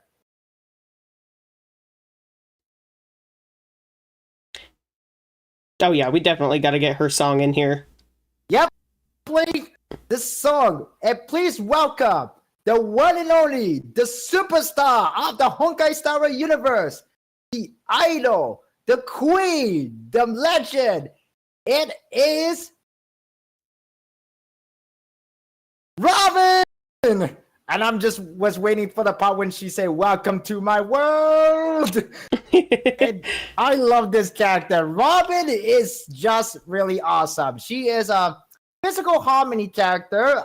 She is very, very, very powerful right now because several things. So first off, her basic attack is very basic. It does a single target damage, but the thing about Robin is that I believe she has the somehow like the music pauses itself whenever I stop talking. But she is how do I say it?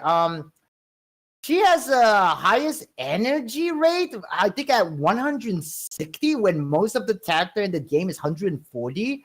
But hear me out. The best way to get her energy is that if you unlock some of her traces, she actually gets some energy when your allies declare an attack or make an attack on the enemies. And the way she does it is that once her energy is up, you can use her ultimate. And after you use her ultimate, she enter a mode called consento mode, like consento mode, and she literally just starts singing. That's it. She literally starts singing. But not only that, she advanced for your entire team. And they get like I think boost and crit damage and as well. And she also have this passive crit damage increase for follow-up attack if your ally does any follow-up attack. So Robin is built very centric for follow-up team. So she's very good with characters like Aventurine, Topaz, and Numby, and Dr. Ratio in the same team. And that's basically the dream follow-up team that you want to make if you have Robin. And Robin is just very, very great. In fact, getting her Eidolon could also be well woven because her Eidolon at E1 give 28% for resistance penetration. So she works similarly like Ruan Mei. And there is some kind of argument in the Honkai Star community of who is much better, Robin or Ruan Mei, because of this. But Robin, and Ruan may work a little bit different because Ruan may focus on break effect. Robin is more like follow-up attack and crit damage. And Yeah. so where you want to build Robin is that you want to focus on a lot of her attack, and you might want to consider to use attack boost instead of speed boost, but you could put a little bit of a speed on her. And just generally, you really just want her to get as many energy quickly as possible so you can get her into the ultimate as soon as possible, make her start singing in the battle and boosting all of your allies.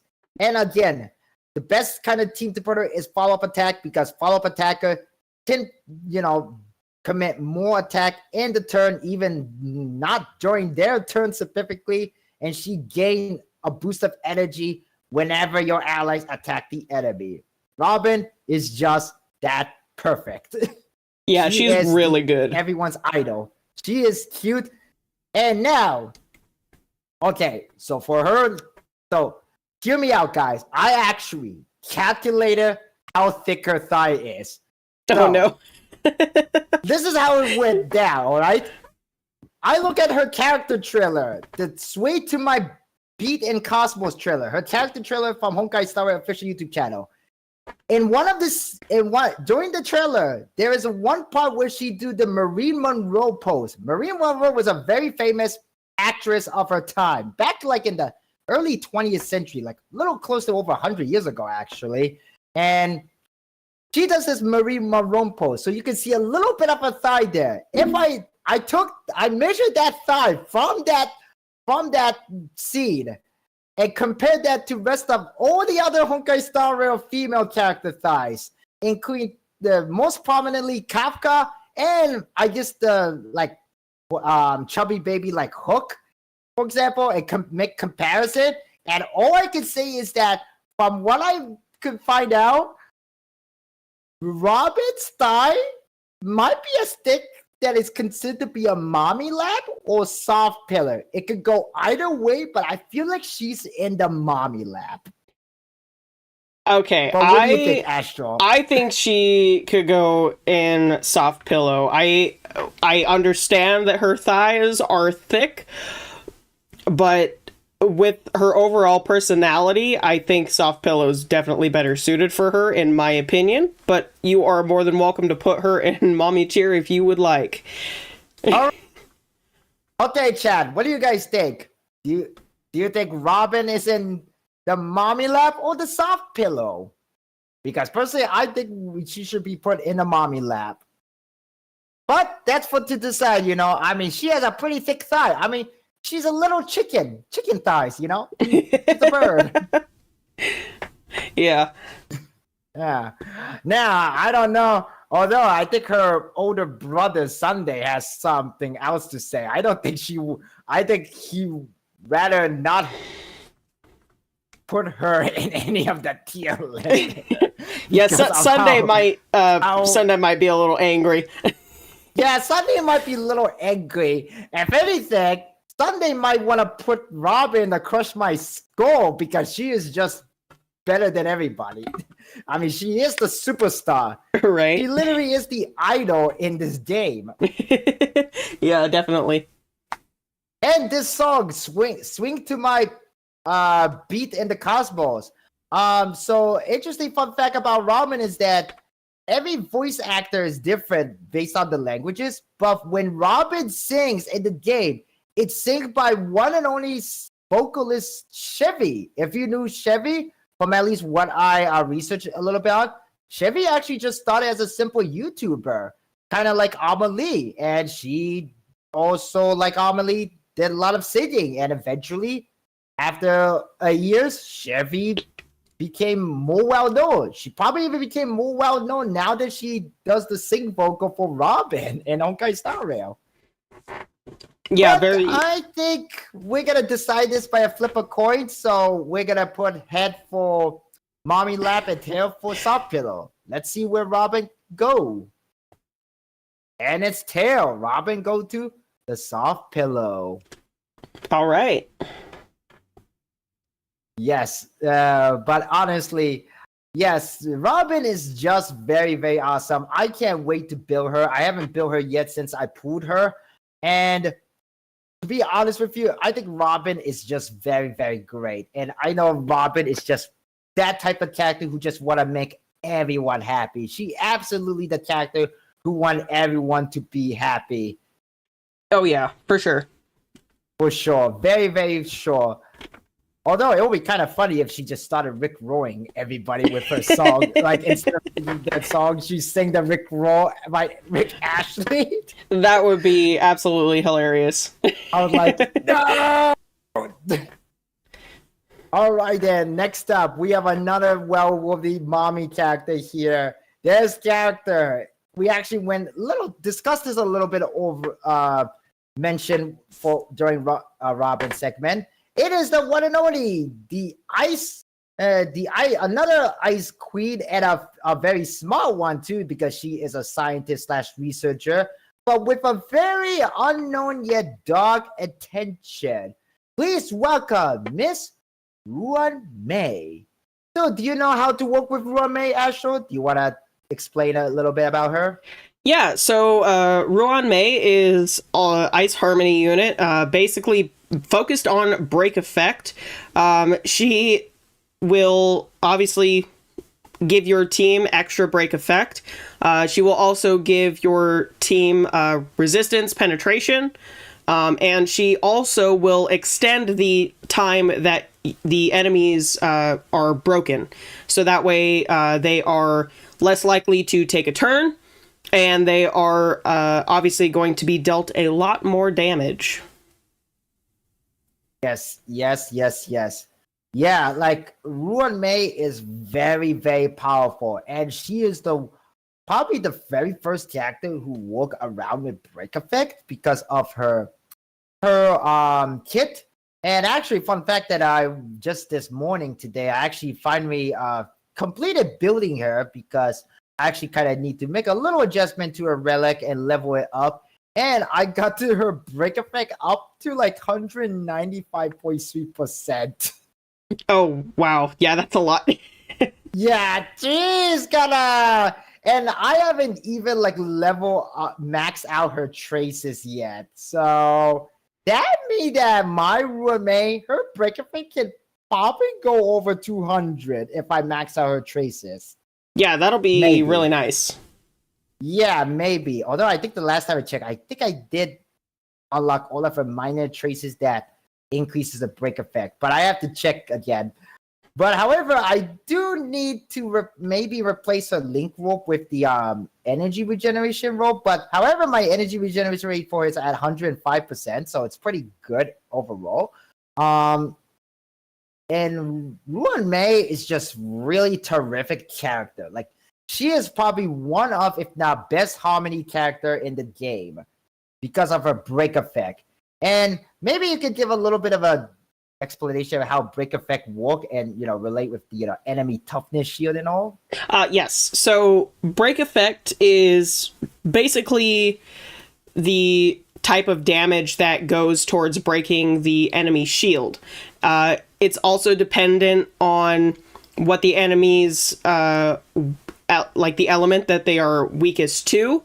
And of course, if the enemy is broken by an effect, especially if they're weak to it, they, if they're lightning, they can get the shock. If they're weak to physical, they could get bleed. Wind, you get wind shear. Fire, you get the fire dot. Ice can freeze the enemy, and quantum will give them like, I forget exactly what it's called, but they basically get like a little quantum shock that reduces their turn order, like reduces their speed.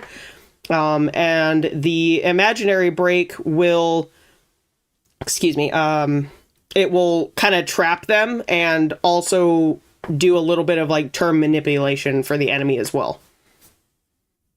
Yep, and Ruan May can provide you all that with her skill and her ultimate. She is just really, really great character to use. And I do love her ultimate because it feels so serene and just so calm. Yeah, it's very, I don't know very why. It nice. kind of make me want to eat Japanese snack like a dango and a matcha tea just under the sakura tree for some reason. Yeah, The funny thing is that Ruan Mei actually has a little bit of a sweet to it because she loves eating dessert. And she is the curator of the Cake Cat, if you know what they are. Yeah, I could definitely go for some tea and mochi cakes right now. That would be really good. Yeah, although the thing I did mention that Ruan Mei has a bit of a dark attention. While I don't want to say that she is a villain, she is researching in a way that she wants to become like an Eon. So she is kind of playing a little bit of a god, and essentially she abandoned a lot of her curation, including the poor cute cake cats. So she is kind of a little bit manipulative and maybe possibly evil, per se. We don't know. Maybe she's a mad scientist in heart. Right. But I think for Ruan Mei, I have a feeling that she should go in the mommy lab. Absolutely. She's I think she's definitely on Black Swan level.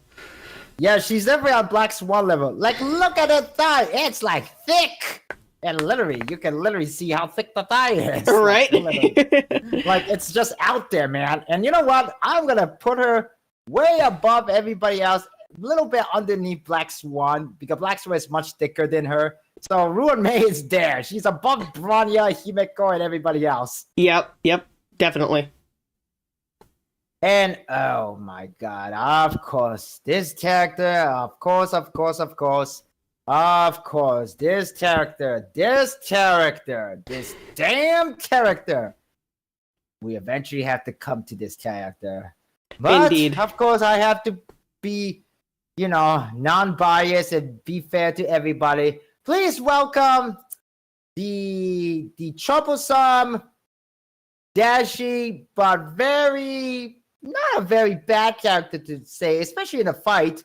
And when it comes to Dot T, please welcome Mr. Sample Kowalski. And no, not like Mike Kowalski, like Sample Kowalski. Can you explain a little bit about Sample? Because let me just tell you something. I hate this man. So, funnily enough, a lot of people do not like this character. I think he's kind of funny in a way. But he is a wind nihility unit, very similar to Black Swan, can provide wind shear, very, very heavily focused on wind shear.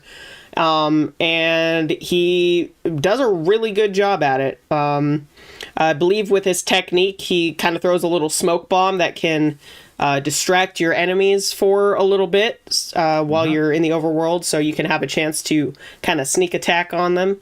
Very nice. As far as the kit goes, a lot of people just do not like him and how much of a sneaky little rat he is.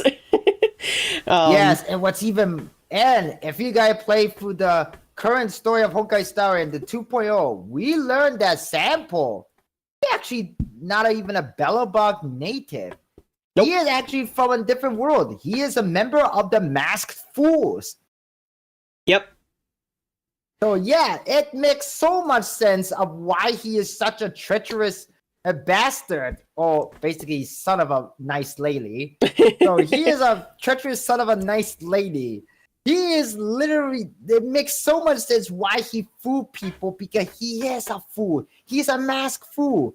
In fact, he is part of a group called the Tavern, who really love into box fighting for some unknown reason. But yeah, Sample, but when it comes to his kit and skill, he is viable and useful. If you don't have Black Swan, he is a good alternative because he is a 4-star character, and he does, and for a while until Black Swan, he was the good dot partner for Kafka team. So yeah, he's not that bad, but when it comes to his personality and his position in the story, yeah, he's not the most favorable character in the game. But where should we put this treacherous son of a nice lady? Where do you think you want to put him, Astro? We can put him at the absolute very bottom end of plane. Oh, I thought you were about to say chubby baby because I'll be gladly put him there. Actually, no. Better yet, he's worse. He's not even a chubby baby. In fact, he could be in the trash can if I care. No, Funny enough, he was in a trash can when he was trying to get away from Topaz, actually. Right? So, anyway, next up, we have, finally, we have a very good character from Belagar. Much better than Sample. It is one and only Zilly. Zilly, one of fan favorite character. And I think we want to put her in the mommy lap because even though she doesn't want to be called mommy, we cannot leave her without Bronya. Yeah. And let me, actually, you know what? I'm going to put her right next to Bronya. Yep. She also went right next to Bronya for me. Yep. No argument there. Nothing more to say, nothing less. Okay, moving on. We have Savar, Lightning Erudition character. Savar, the oldest sibling of the Lando family. Big sister to Japan and Lynxie. She literally is a big sister character. She really is. She's just nice. And I think the last time, I think we put her in the soft pillow or mommy lap. I think we put her in the soft pillow. I think we also put her in soft pillow. Not quite mommy tier, but yeah. But did you know that Savar is looking really fine for like somewhere around the age of 40 or so? Oh wow, Because I didn't realize like she was that old. Because she's about like around the same age as Cocolia, allegedly. Oh, really? Yeah, she's around the same age like Bronya's mom. Can you believe that? No, there's no way. Yeah, she looks fine for a very 40 plus year old woman. Yeah, she looks pretty good. Like she looked like in her 20s, but no, or at least in her late 20s. But yeah. no, she's probably a little well above 40, maybe close to 50, but who knows? But yeah, definitely soft pillow, I think, is a good tier for her. Okay, I think we finally approached the last Stellar Hunter. Well, not the last Stellar Hunter member, but the one that at least we officially as a playable character. We have Silverwolf, very good character. Quantum Nihility character, and she actually inflict random type weakness on your enemy. But if you have the same type in your team, like say physical team, then she can inflict physical weakness on your enemy.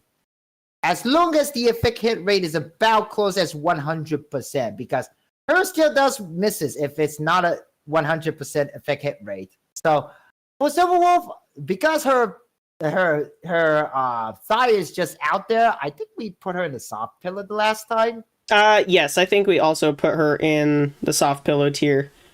Yeah, and also think about Silverwolf is that interesting fun fact about Silverwolf is that out of all the female characters in Honkai Star Rail, except for some few characters that's bare feet like Clara or even a little bit of Sparkle, Silverwolf is the only female character who wear shoes. Oh yeah, she wears like almost, I want to say sneaker type shoes. I forgot exactly what she wears. Yeah, she wears shoes. Speaking of barefoot, we have the mysterious, the one that fools everybody and literally rickroll everybody. And her character trailer was such a bop because of the song Melodrama, which, by the way, I think I will need to play that song right now. Let me actually find it. I do know the artist name who made the song. Yes, here it is. And I will and later after the stream, and I will put a credit to the artist here because the credit actually kind of want that credit in the video description later. But yeah, Sparkle theme, Melodrama. So yeah, Sparkle here. Can you maybe give a little explanation what Sparkle can do? Yes, so Sparkle is actually sort of similar to Branya in the fact that her skill can advance forward. However, her advance forward is only 50% instead of the 100% that Branya would normally give. But it does provide, the same crit damage buff, which is very nice. But Sparkle has a little fun mechanic. As long as she is in your party in battle, she will immediately give you 7 skill points instead of the usual 5. And her ultimate can give you a Cypher buff, which increases crit damage and will also refill the skill points, I believe, up to 5 in total. So very, very nice for like skill point heavy teams. Yep. Skill point heavy team, like, say, Danhong inhibitor Lune, because of his enhanced basic attack thanks to through his skill. Yep. Character like she is very, very good, especially if you just haven't pulled Branya or even Robin. But Sparkle is such very, very good character. A lot of people refer to her as a Hanabi because I think that's her official Japanese name in the game. And everybody just loves Sparkle, even though she's a little gremlin. And we love little gremlin character. Yeah, she's absolutely very useful. She can be useful even in party comps, like the follow-up attack teams, for example, that want to constantly, refresh their follow-up attack like skill points, like how for example, Topaz has her follow-up attacks that she does with Numby. It's based on its stack. Same thing with Dr. Ratio. Can work very well with those teams as well. Right. Yeah. Sparkle is a very, very interesting character. She is a member of the Mask Fool, like Sample. And also, I think a lot of people also like because of her feet too. Like literally, her feet is just out there. Look at that gripper. But anyway, Sparkle.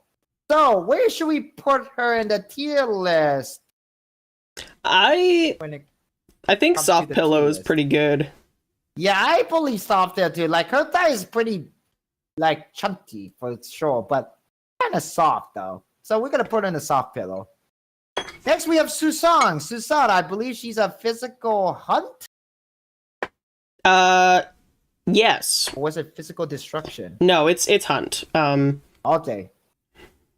Yeah. So I think Susang was in the Soft Pillow the last time. Yes, I believe she was also in the Soft Pillow. Either that or plain, but I'm pretty sure we put her in Soft Pillow.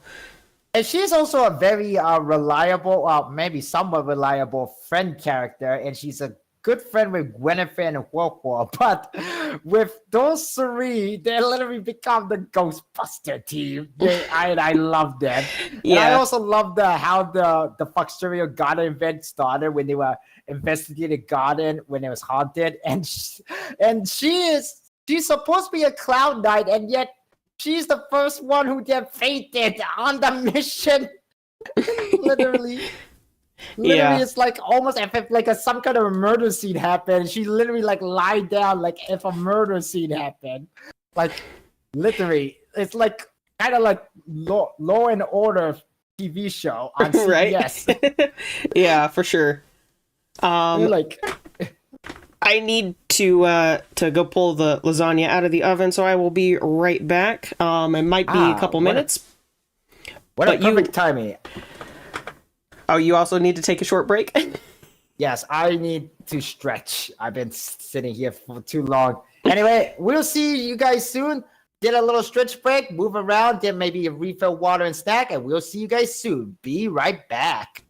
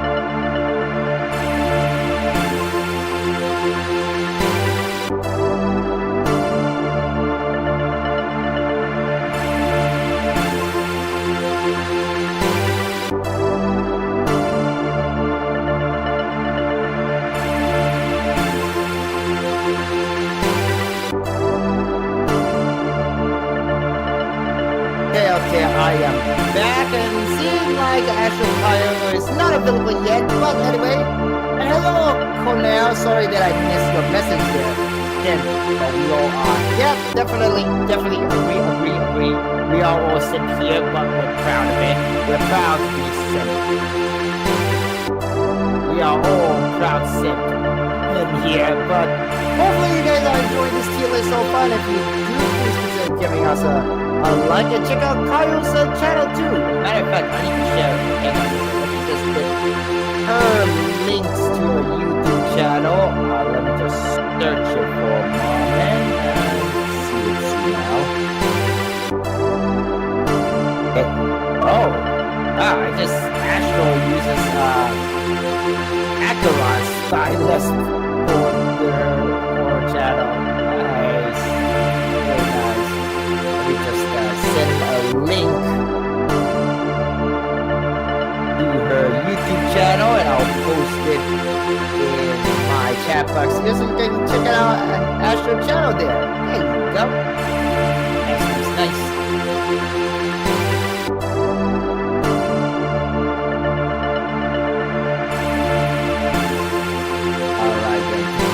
We're just waiting for Kyle to unmute herself soon. But yeah, this has been a really fun tier list so far. I'm just enjoying this wonderful tier list. It's been so much fun. Hopefully you get not experience kind of a drop rate, because apparently OBS Studio say I'm experiencing a drop rate, but only at 0.1%. So it shouldn't be that too much of a big deal. But so far, things look like it's going good. I will rewatch this VOD because there's definitely stuff that I want to click from this VOD for sure. Very for sure. And just having so much fun. Man, so much fun. I need to keep walking.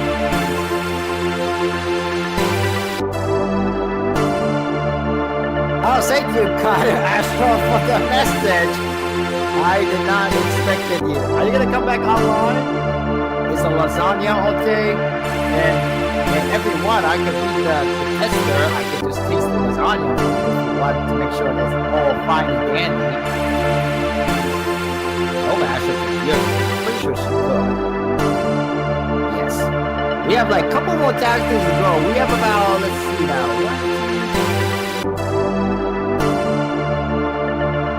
10 or 11 more characters to go? Which isn't bad. I mean, we've been only streaming for like a little over 2 hours now, about around 2 hours now. But yeah, it's going really well. Okay then. Okay, just wait for Astro. Matter of fact, let's listen to some music while we wait for Astro. Let's listen to some music. Just chill and relax and listen to some music while we wait for her. Been really good. After the stream is done, probably gonna get ready to eat dinner too, but if I have a little bit of time, maybe I can start editing videos. I think the next video I want to edit is a character. Matter of fact, speaking of video, I have a new video coming out probably like tomorrow or Friday, so keep an eye on out. And the only way for you guys to find out is by hitting the subscribe button and hitting the notification bell, so you'll be notified when that video is uploaded. Because it is. And if you enjoy Honkai Star Rail, that video will be about Honkai Star Rail. Nothing more, nothing less. It's actually back. Is she back? Maybe she's not back yet. Nope, she's not back yet. She's still muted. I'm so hungry too. Maybe she should have invited me to lasagna. Welcome to my world. Another destination. Whoa, sometimes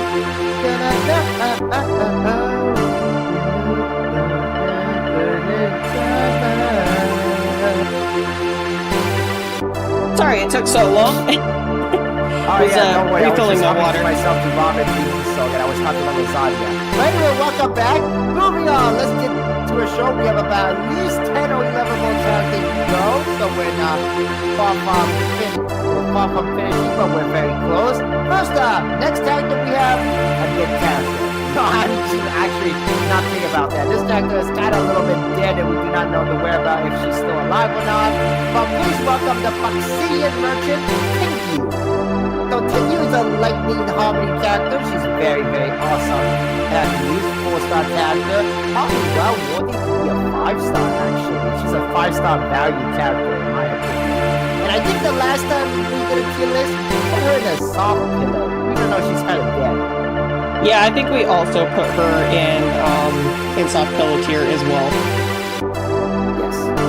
Next up, we have Topaz and Numby. Or maybe this is just Topaz herself. But anyway, yeah, I think I remember this one because I actually recently rewatched our old tier list VOD. And we put Topaz in the Crush My Score because you have a bit of a bias about this character, right? Oh, yes, I do. She can go right in between Aventurine and Acheron for me. Kind of fit well because, like I said at the beginning when we did the Aventurine segment, the voice actor of Topaz was so down horrendously bad for Aventurine. Oh, absolutely. Absolutely. And what's the awkward thing about it is that voice actor is a colleague to the voice actor of Aventurine, and in the game, Topaz is a colleague to Aventurine. So yeah, kind of a little weird how that played out. I mean, honestly, it makes so much sense. Yeah, so we're putting Topaz back in the Crush My Skull, but if Numby was just a character itself, we would definitely put Numby in the soft pillow. Oh yeah, Numby would be like the cute little plush. Definitely. I need to get a plushie for Numby. Numby plushie, bro. Numby plushie. I need one so bad. Me too. I want one too. Next up, we have the thighs of the main protagonist, Stelly, the female version of Trailblazer. So, Astro, how about could you explain a little bit special about the Trailblazer? How about explain about her up until her preservation path? Yeah, so the Trailblazer, both male and female, whatever your preference. I prefer Stell. She's absolutely adorable. But she has the ability to switch paths, which is very similar to how in Genshin Impact you can switch the element that they're equivalent to. So you start off with the physical Trailblazer. They are a destruction unit. Very, very balanced overall. They are very good at dealing damage, very good tank. Later on in the game, when you start needing to have more specialized units, of course, she kind of falls off a little bit. But with the release of Robin, and now that we, can have a little bit more variation in our monophysical teams, I kind of want to go back and make my physical Trailblazer a absolutely broken DPS. Next up is the preservation path, Fire Trailblazer. And don't forget that. Sorry to interrupt you. No, of Ashley, course. But don't forget that as a physical Trailblazer, he is known as a galactic baseballer. Oh yes, galactic baseballer. And the Lord of Trash Can. Yes. Oh, the Tatalov. Absolutely. The queen of trash. The queen of trash. But yes, so moving on, we have the Fire Preservation Path Trailblazer. They are basically exactly what it states. They're fire, they're preservation, they do shields, they do a little bit of a taunt mechanic as well. Their viability is still very, very nice, even especially if you don't have Aventurine, you don't have Japard, and you let's say that you only have March 7th as your other shielder. Fire Trailblazer is still very nice. They can also, if you are running the trend of the universal market light cone, they when they are hit, they can provide a fire DOT. So if you want to run them in a dot team with Kafka, for example, it's also very viable. So overall, very nice. And then with the latest release of the Penacony storyline, we did get a Harmony imaginary version of the Trailblazer. Yes. Just we did. Very quickly, just going to state that they're very similar to Ruan Mei. Not obviously anywhere close to that level, of course, but if you don't have Ruan Mei like me, because you missed her banner, very, very, very handy. So, Harmony Trailblazer, yes. And the latest, this is kind of a little bit of a spoiler for the story, but at some point in the Penacony story, you can unlock the third path for Trailblazer, the Harmony path, and Harmony Trailblazer become an imaginary Harmony character, and with the blessed by the power of the Eon of Harmony and the Eon of Pop Michael Jackson, literally the Trailblazer become Michael Jackson. So Harmony, as an Harmony MC, I actually did a little study in this, is that when he or she uses the ultimate, they give a buff called the backup dancer, and this lasts for 3 turns. The cooldown is based on the Trailblazer turn. It gives ally a super break effect, meaning this increases break effect damage when enemies broken after weakness break, and type does not matter. So there is no type resistance when it comes to using this. And at Ascension level 2, the super break damage is triggered by the backup dancer effect increases by 20, 30, 40, 50, and up to 60%.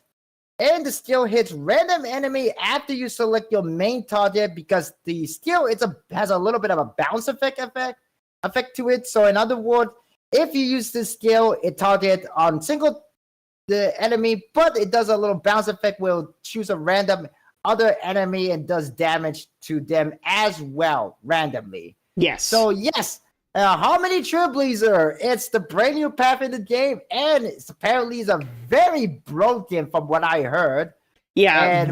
And this ultimate, as well as the look to it, it's been teased since the beginning of the Penacony saga. Back in February, when Honkai Star released the official music promo for the game 2.0, The White Knight, when Trailblazer was dancing alongside with Aventurine in that music promotion video. Mm-hmm. And yeah, so Harmony Trailblazer, it's very, very powerful. It's sort of a sub DPS. It's both of a support role, but it can also dish out massive damage on all thanks to its super break effect.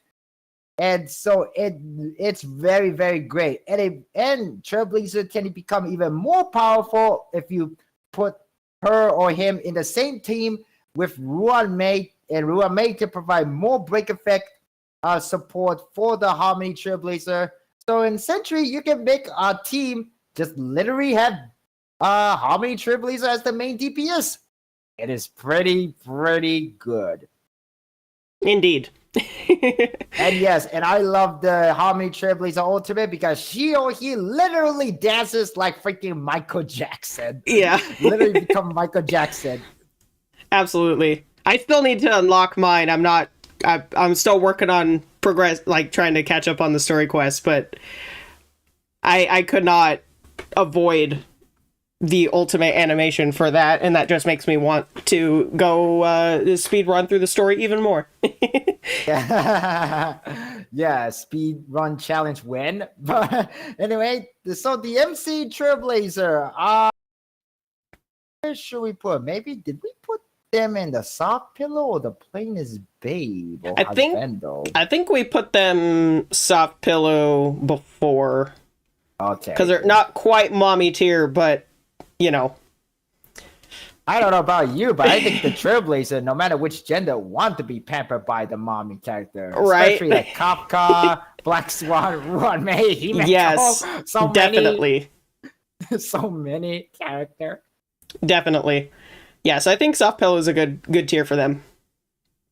Ah, yes, here we come. We have the man who is young at heart, but who happened to be very old. But this man is actually originally from a different game, but somehow through his journey, he came to our world, the Honkai Star Wars universe, and became a member of the Astral Express, the Nameless. Is the knowledgeable Mr. Welt Yang. So, can you explain a little bit what Mr. Yang can do in the game? Yes, so Welt is imaginary nihility.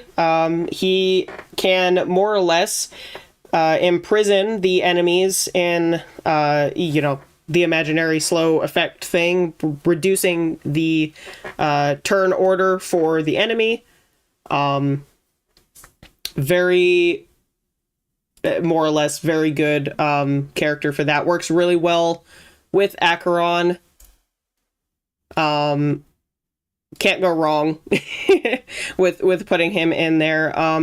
Before we got Aventurine, he was actually used in the follow-up attack team with Dr. Ratio and Topaz, as he provided a pretty significant amount of debuffs for Dr. Ratio to pretty consistently use his follow-up attacks. Yes, I heard something about that. All right, and a little fun fact about Mr. Welt is that according to the manga for the original Honkai Impact 3rd, he and this other character decided to travel to the universe, but somehow only Welt is the one who managed to survive, and that is how he came to the Honkai Star Wars universe. So yes, Mr. Yang is originally a Honkai Impact 3rd character. If you guys have played the original Honkai Impact 3rd Part 1, and yeah, well, just his existence in Honkai Star Wars proved that this game, Honkai Star Wars, is a part of a bigger universe, or rather the multiverse of the Hoyo games. So yeah, who knows? We might see more other character hopping between universes, for we knows. But Mr. Yang is one of a kind. And can you believe that Mr. Yang, despite how he looks, he's like a well above over 100 years old? Yeah, he's old. And he has like the most powerful things in a form of a cane. And don't underestimate this cane, because this cane can literally summon a freaking black hole. This man literally carrying a black hole with him all the time. Yeah. You don't want to get on his bad side. Definitely not. Yeah, but definitely anyway, not. Where do you think he belongs to? Is he in the Daddy Yo lab? Is he in the playing his husbando, soft pillow? Maybe crush my skull just for the reason he is carrying a black hole all the time? What? Where do you think he belongs to? Not gonna lie, I think he should go in the plain tier. I love his character and I love his kit. He's just not quite daddy enough for me. I don't disagree with your dad. So he's gonna go into the plainest husbando. Next up, we have the sister. I think it's the older sister or the younger sister. No, it's the older sister to Hanya. Hanya's older sister, and also the member of the Ten Lords Commission. It is Zurhi. Yes, Zui Yi is very, very nice. Zui. Yes, Zui. What did she do, Astro? Zui Yi is a quantum destruction unit. She actually does follow-up attacks as well. So, funnily enough, she is on the Robin banner. So, if you are in need of another follow-up attack unit, Robin is also a good support for her. So, if she can get multiple copies of them, you're golden. But yes, so I haven't really used Zui Yi a whole lot, but she is very strong for a 4-star unit. I forgot exactly what she focuses on. Give me one sec here. I could probably look it up. Her ultimate ignores type weaknesses and can reduce their toughness. Yeah, I remember that for sure. She also does something else. I really wish I could remember exactly what she does. But Other fun regardless, fact in she's this, still very I guess. strong.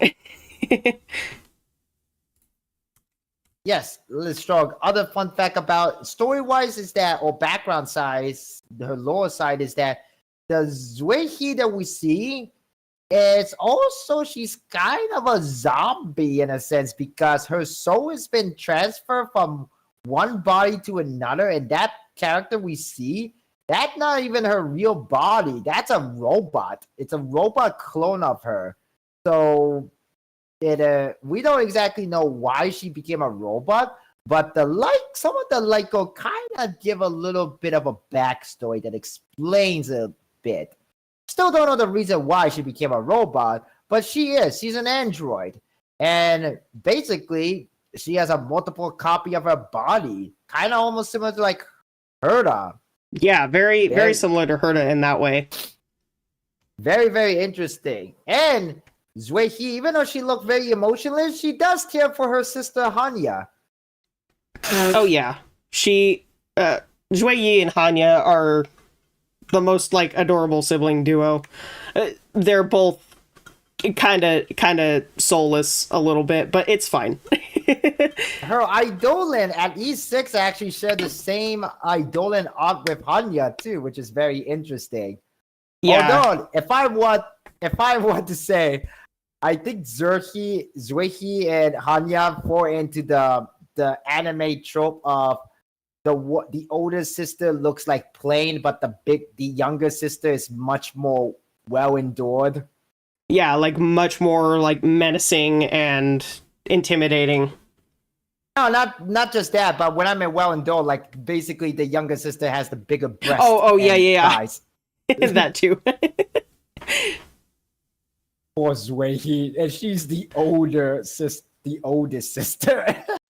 But I don't think she really cared much about that. But anyways, Zuehi, she kind of looked a little emotionless, but she does care for other. I mean, she does play an important role during the Four Horse mission event at the Foxerio Garden. She does play an important role in that, and I think that's the time when she was first introduced as a character too, as a playable character.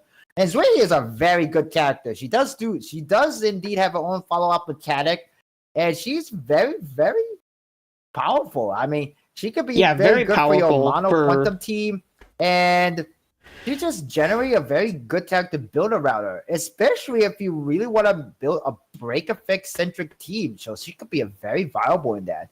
And of course, her best partner is her sister Hanya too. So if you want, you could put her and Hanya in the same team, and they will do just well if you build them right. Absolutely. So I think for Zuehi, I kind of want her in the soft pillow, but I don't think her thigh is gonna be very soft or very warm because she's a freaking android, unless she has her own temperature system, but I have no idea. I wouldn't be able to tell you either, so I think we could probably put her in plain. Would you agree? Yeah, plain is babe. She's a babe. But she's kind of plain too. Okay then, next up, we have probably another one of the most forgettable characters in the game because this man, he was very viable at the very beginning when the game first came out, but after so many better DPS characters released, he just became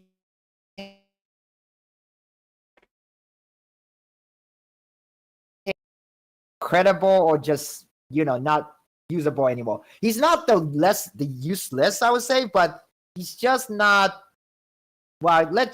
Basically, he's kind of very hard to build. Please welcome the sidekick to Jing Yuan, Yang Qi, Jing Yuan's apprentice, and also happened to be a Cloud Knight himself. What can Yang Qi do exactly? So I remember that his kit is that he can never get hit, not even once. Yeah, so he's an ice hunt unit. He does actually deal slightly more damage based on, I believe, if the enemy is frozen. He has a slight freeze mechanic in his kit as well, so you do have at least a higher chance of having the enemy be frozen for him to do the extra damage.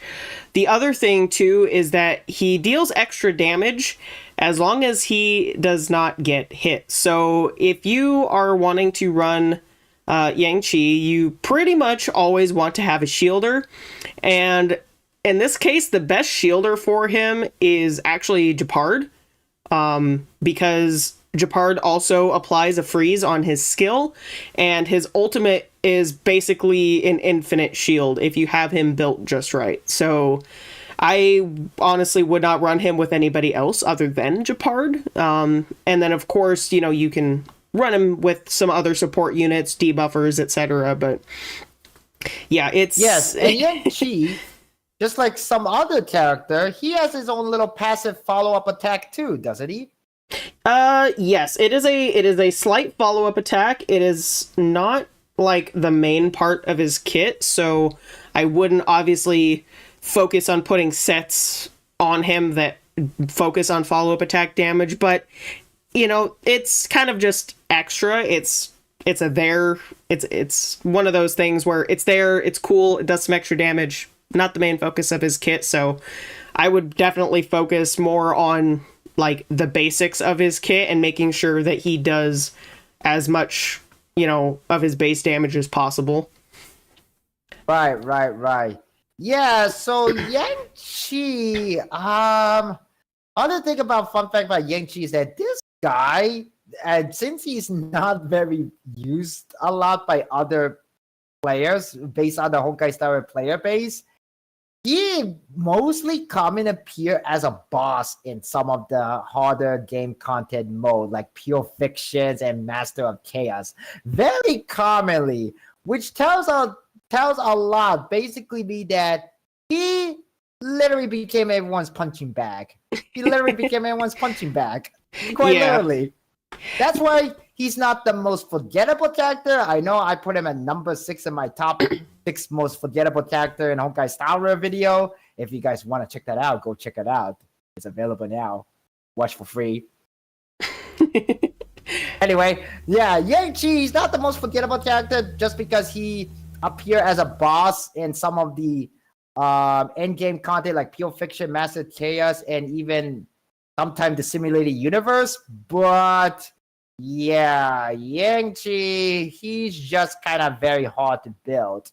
I mean, he can be very strong if you have a very strong shielder, but there's just so much other better DPS who does probably like more damage than he can provide in the game. I will say that he is definitely easy to build as far as crit stats go.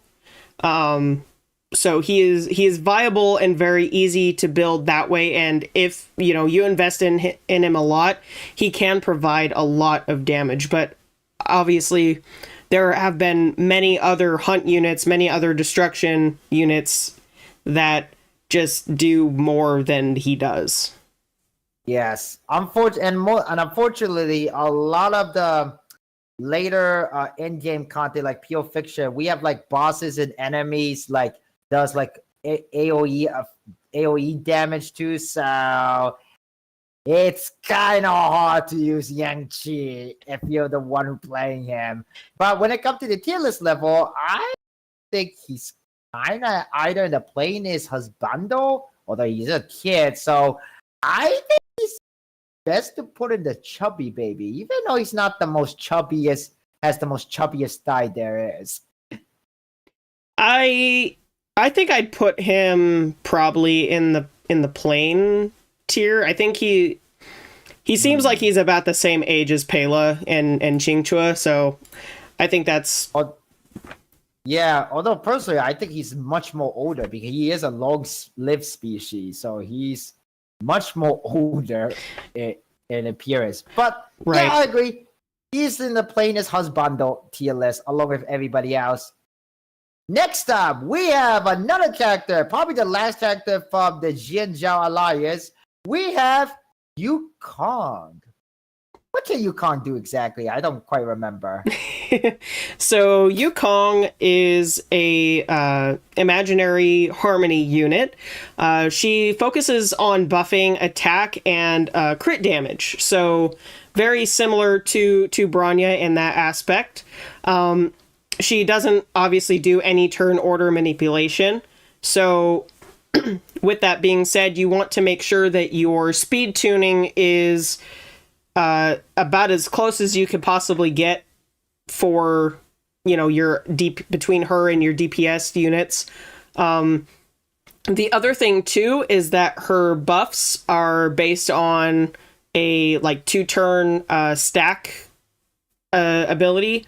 So if you don't have that speed tuning down just right, your DPS could take a turn without having that extra buff.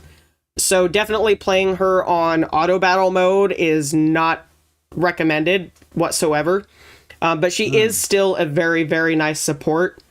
I will also say that at C0, she is usable, but not the most viable. She gets a little bit better and easier to use when you get her higher Eidolons.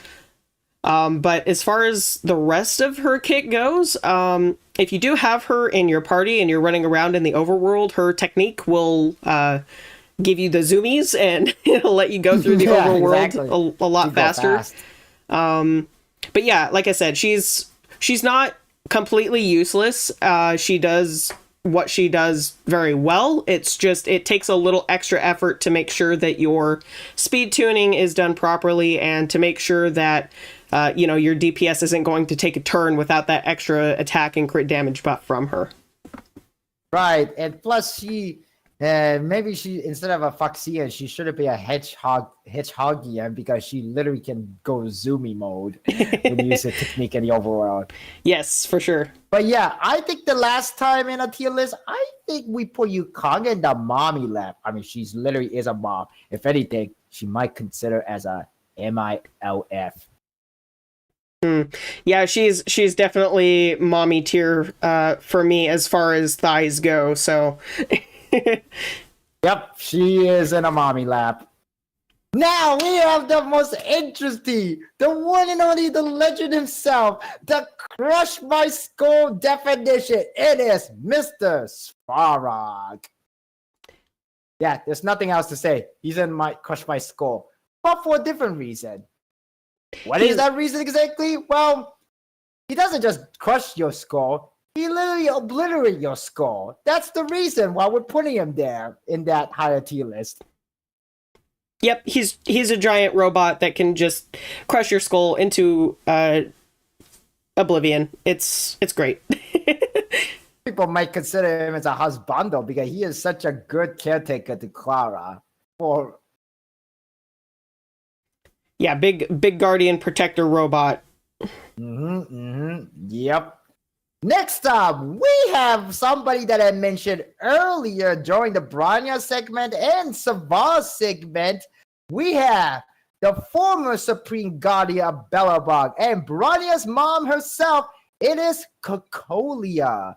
Now, Cocolia isn't a playable character like Mr. Svarog, although I can argue that Mr. Svarog is a playable character because he is part of Clara, if you use Clara in the game, or have her as a character. But Cocolia is a non-playable character, and she is another important character from the original Honkai Impact 3rd. But in Honkai Star Rail, she is actually your very first big baddie villain character in the game. In Honkai Star Rail, at the very last chapter of the Belobog arc, she actually infect herself with the Stellaron, and she become this super boss.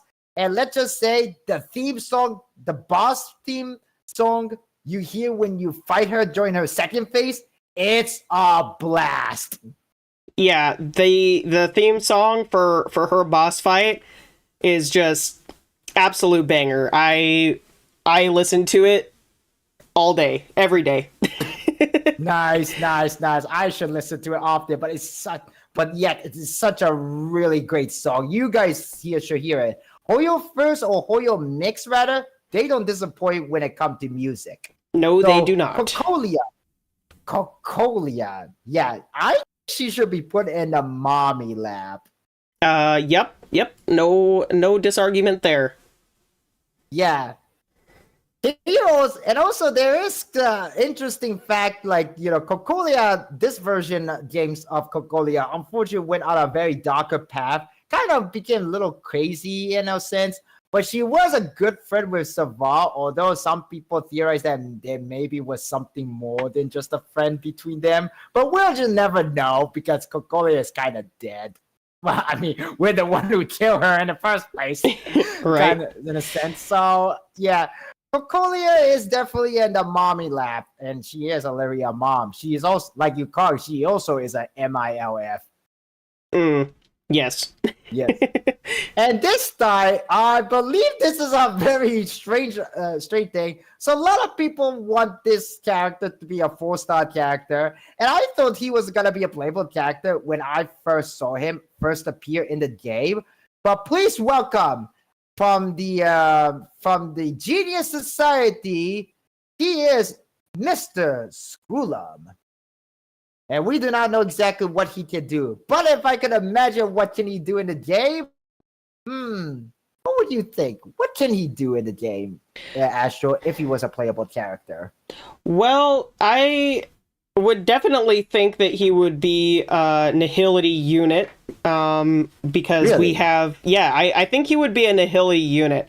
And the reason why I say that is because on one of the Nihility light cones, he's actually visible on it. I believe it's the Battle Pass light cone.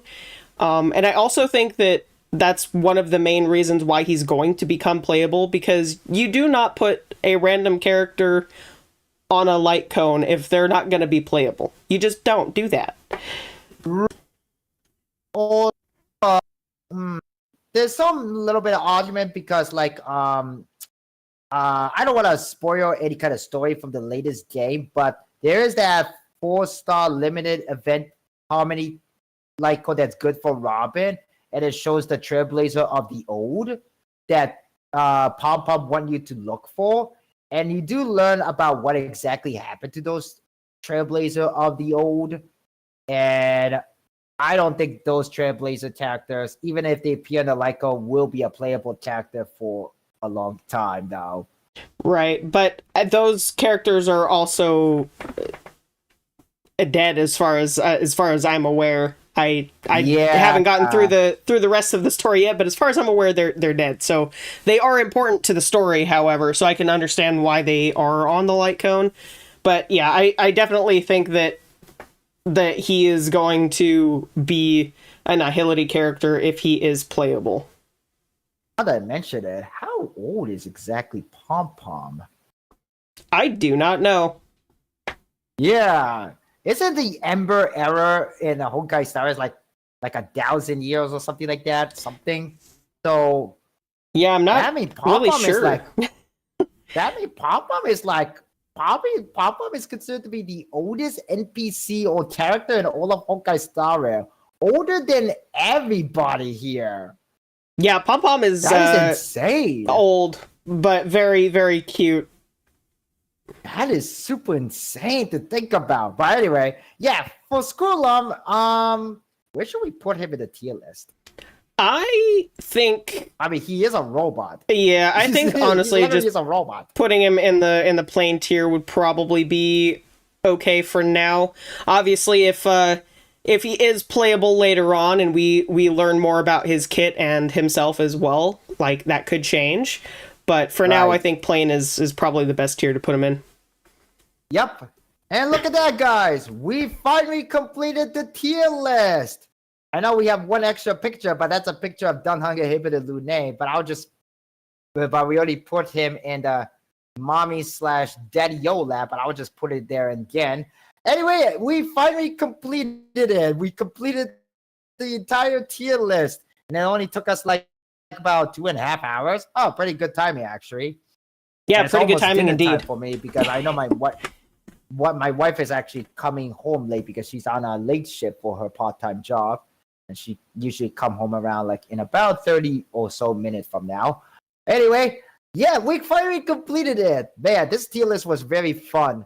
But at least, we went over some of the older character and we went some new update on the Trailblazer, introduced some of the new character.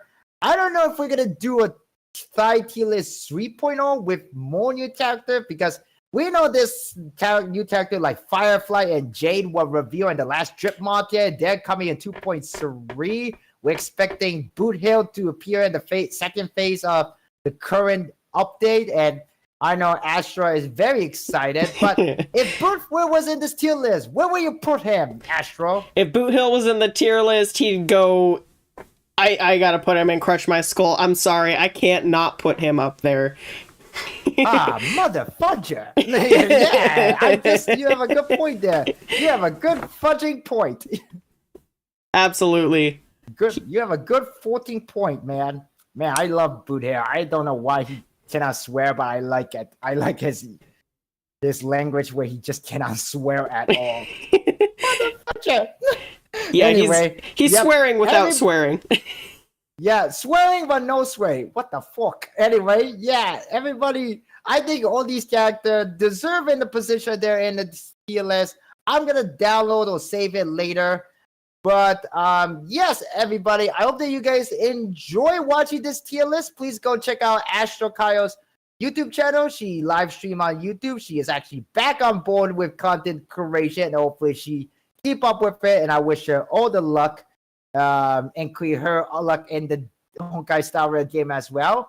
But Astro Kaio, what are you planning to do for the rest of the night, or what is your plan for the rest of the evening and the week? I am going to be working on editing some videos, getting those uploaded. I also have planned for tomorrow a stream on Star Ocean Second Story R. It's a very wonderful JRPG. I played a little bit of it on the Switch, but I wanted to stream it all for everyone because I think it would be just a very fun experience.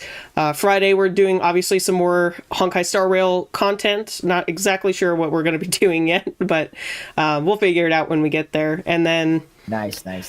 as usual, just kind of the usual content creation. Even if it is a little bit slow, I make sure that it gets done. Okay, very fantastic to hear. Yeah, so I am definitely gonna be editing this VOD into some clip. I know one particular part I want to clip into, although I kind of forgot about it. Oh no, I do remember it. Anyway, I think that there's a lot of good moment to clip from this live stream into short clip video or maybe even a highlight video of sort. But that will be it for another time. And as for me, for anyone who's watching on Astro's side, I will be streaming again all weekend long for Paper Mario. I'm going to try to complete that game before the release of Paper Mario, the Thousand Year Door remake, coming on into the Switch next Friday, May 24th. So, if you guys want to check me out here on YouTube, because I only stream and make content here on YouTube, which is just full of cesspool now. Yes, for anyone who is watching the stream on my end, please definitely go give a sub and a like to C Plus Hero. He's a wonderful collab partner. I am very happy to collaborate with him on this tier list again in the future. He makes really good content. Go check him out. You guys will, if you love my content, you'll love his content as well. One last thing before we go. One more last thing before we go. Doctor, you're huge. Yes, indeed. Oh, anyway, everybody is huge here. Well, except for maybe the chubby baby, but they're pretty big when it comes to the chubby baby thighs. But anyway, I think that will be a wrap for the day, guys. Good night, yo. I hope that you guys all have a wonderful rest of your Wednesday or hump day. But if you already begun Thursday morning, if you live on the other side of the world, they wish you luck on Friday's Eve. Happy Friday's Eve to you all. And good luck for the rest of the week. Go get ready for work, go to school, whatever, or in life in general. And we'll see you guys next time. Take it easy, guys. See you around. Sayonara and good night. Alrighty. Just wanted to thank everyone again for the wonderful stream. I really appreciate every single one of you being here, and I hope to see you all again in the stream tomorrow. Take care, everyone. Have a great night. See you next time. Good night.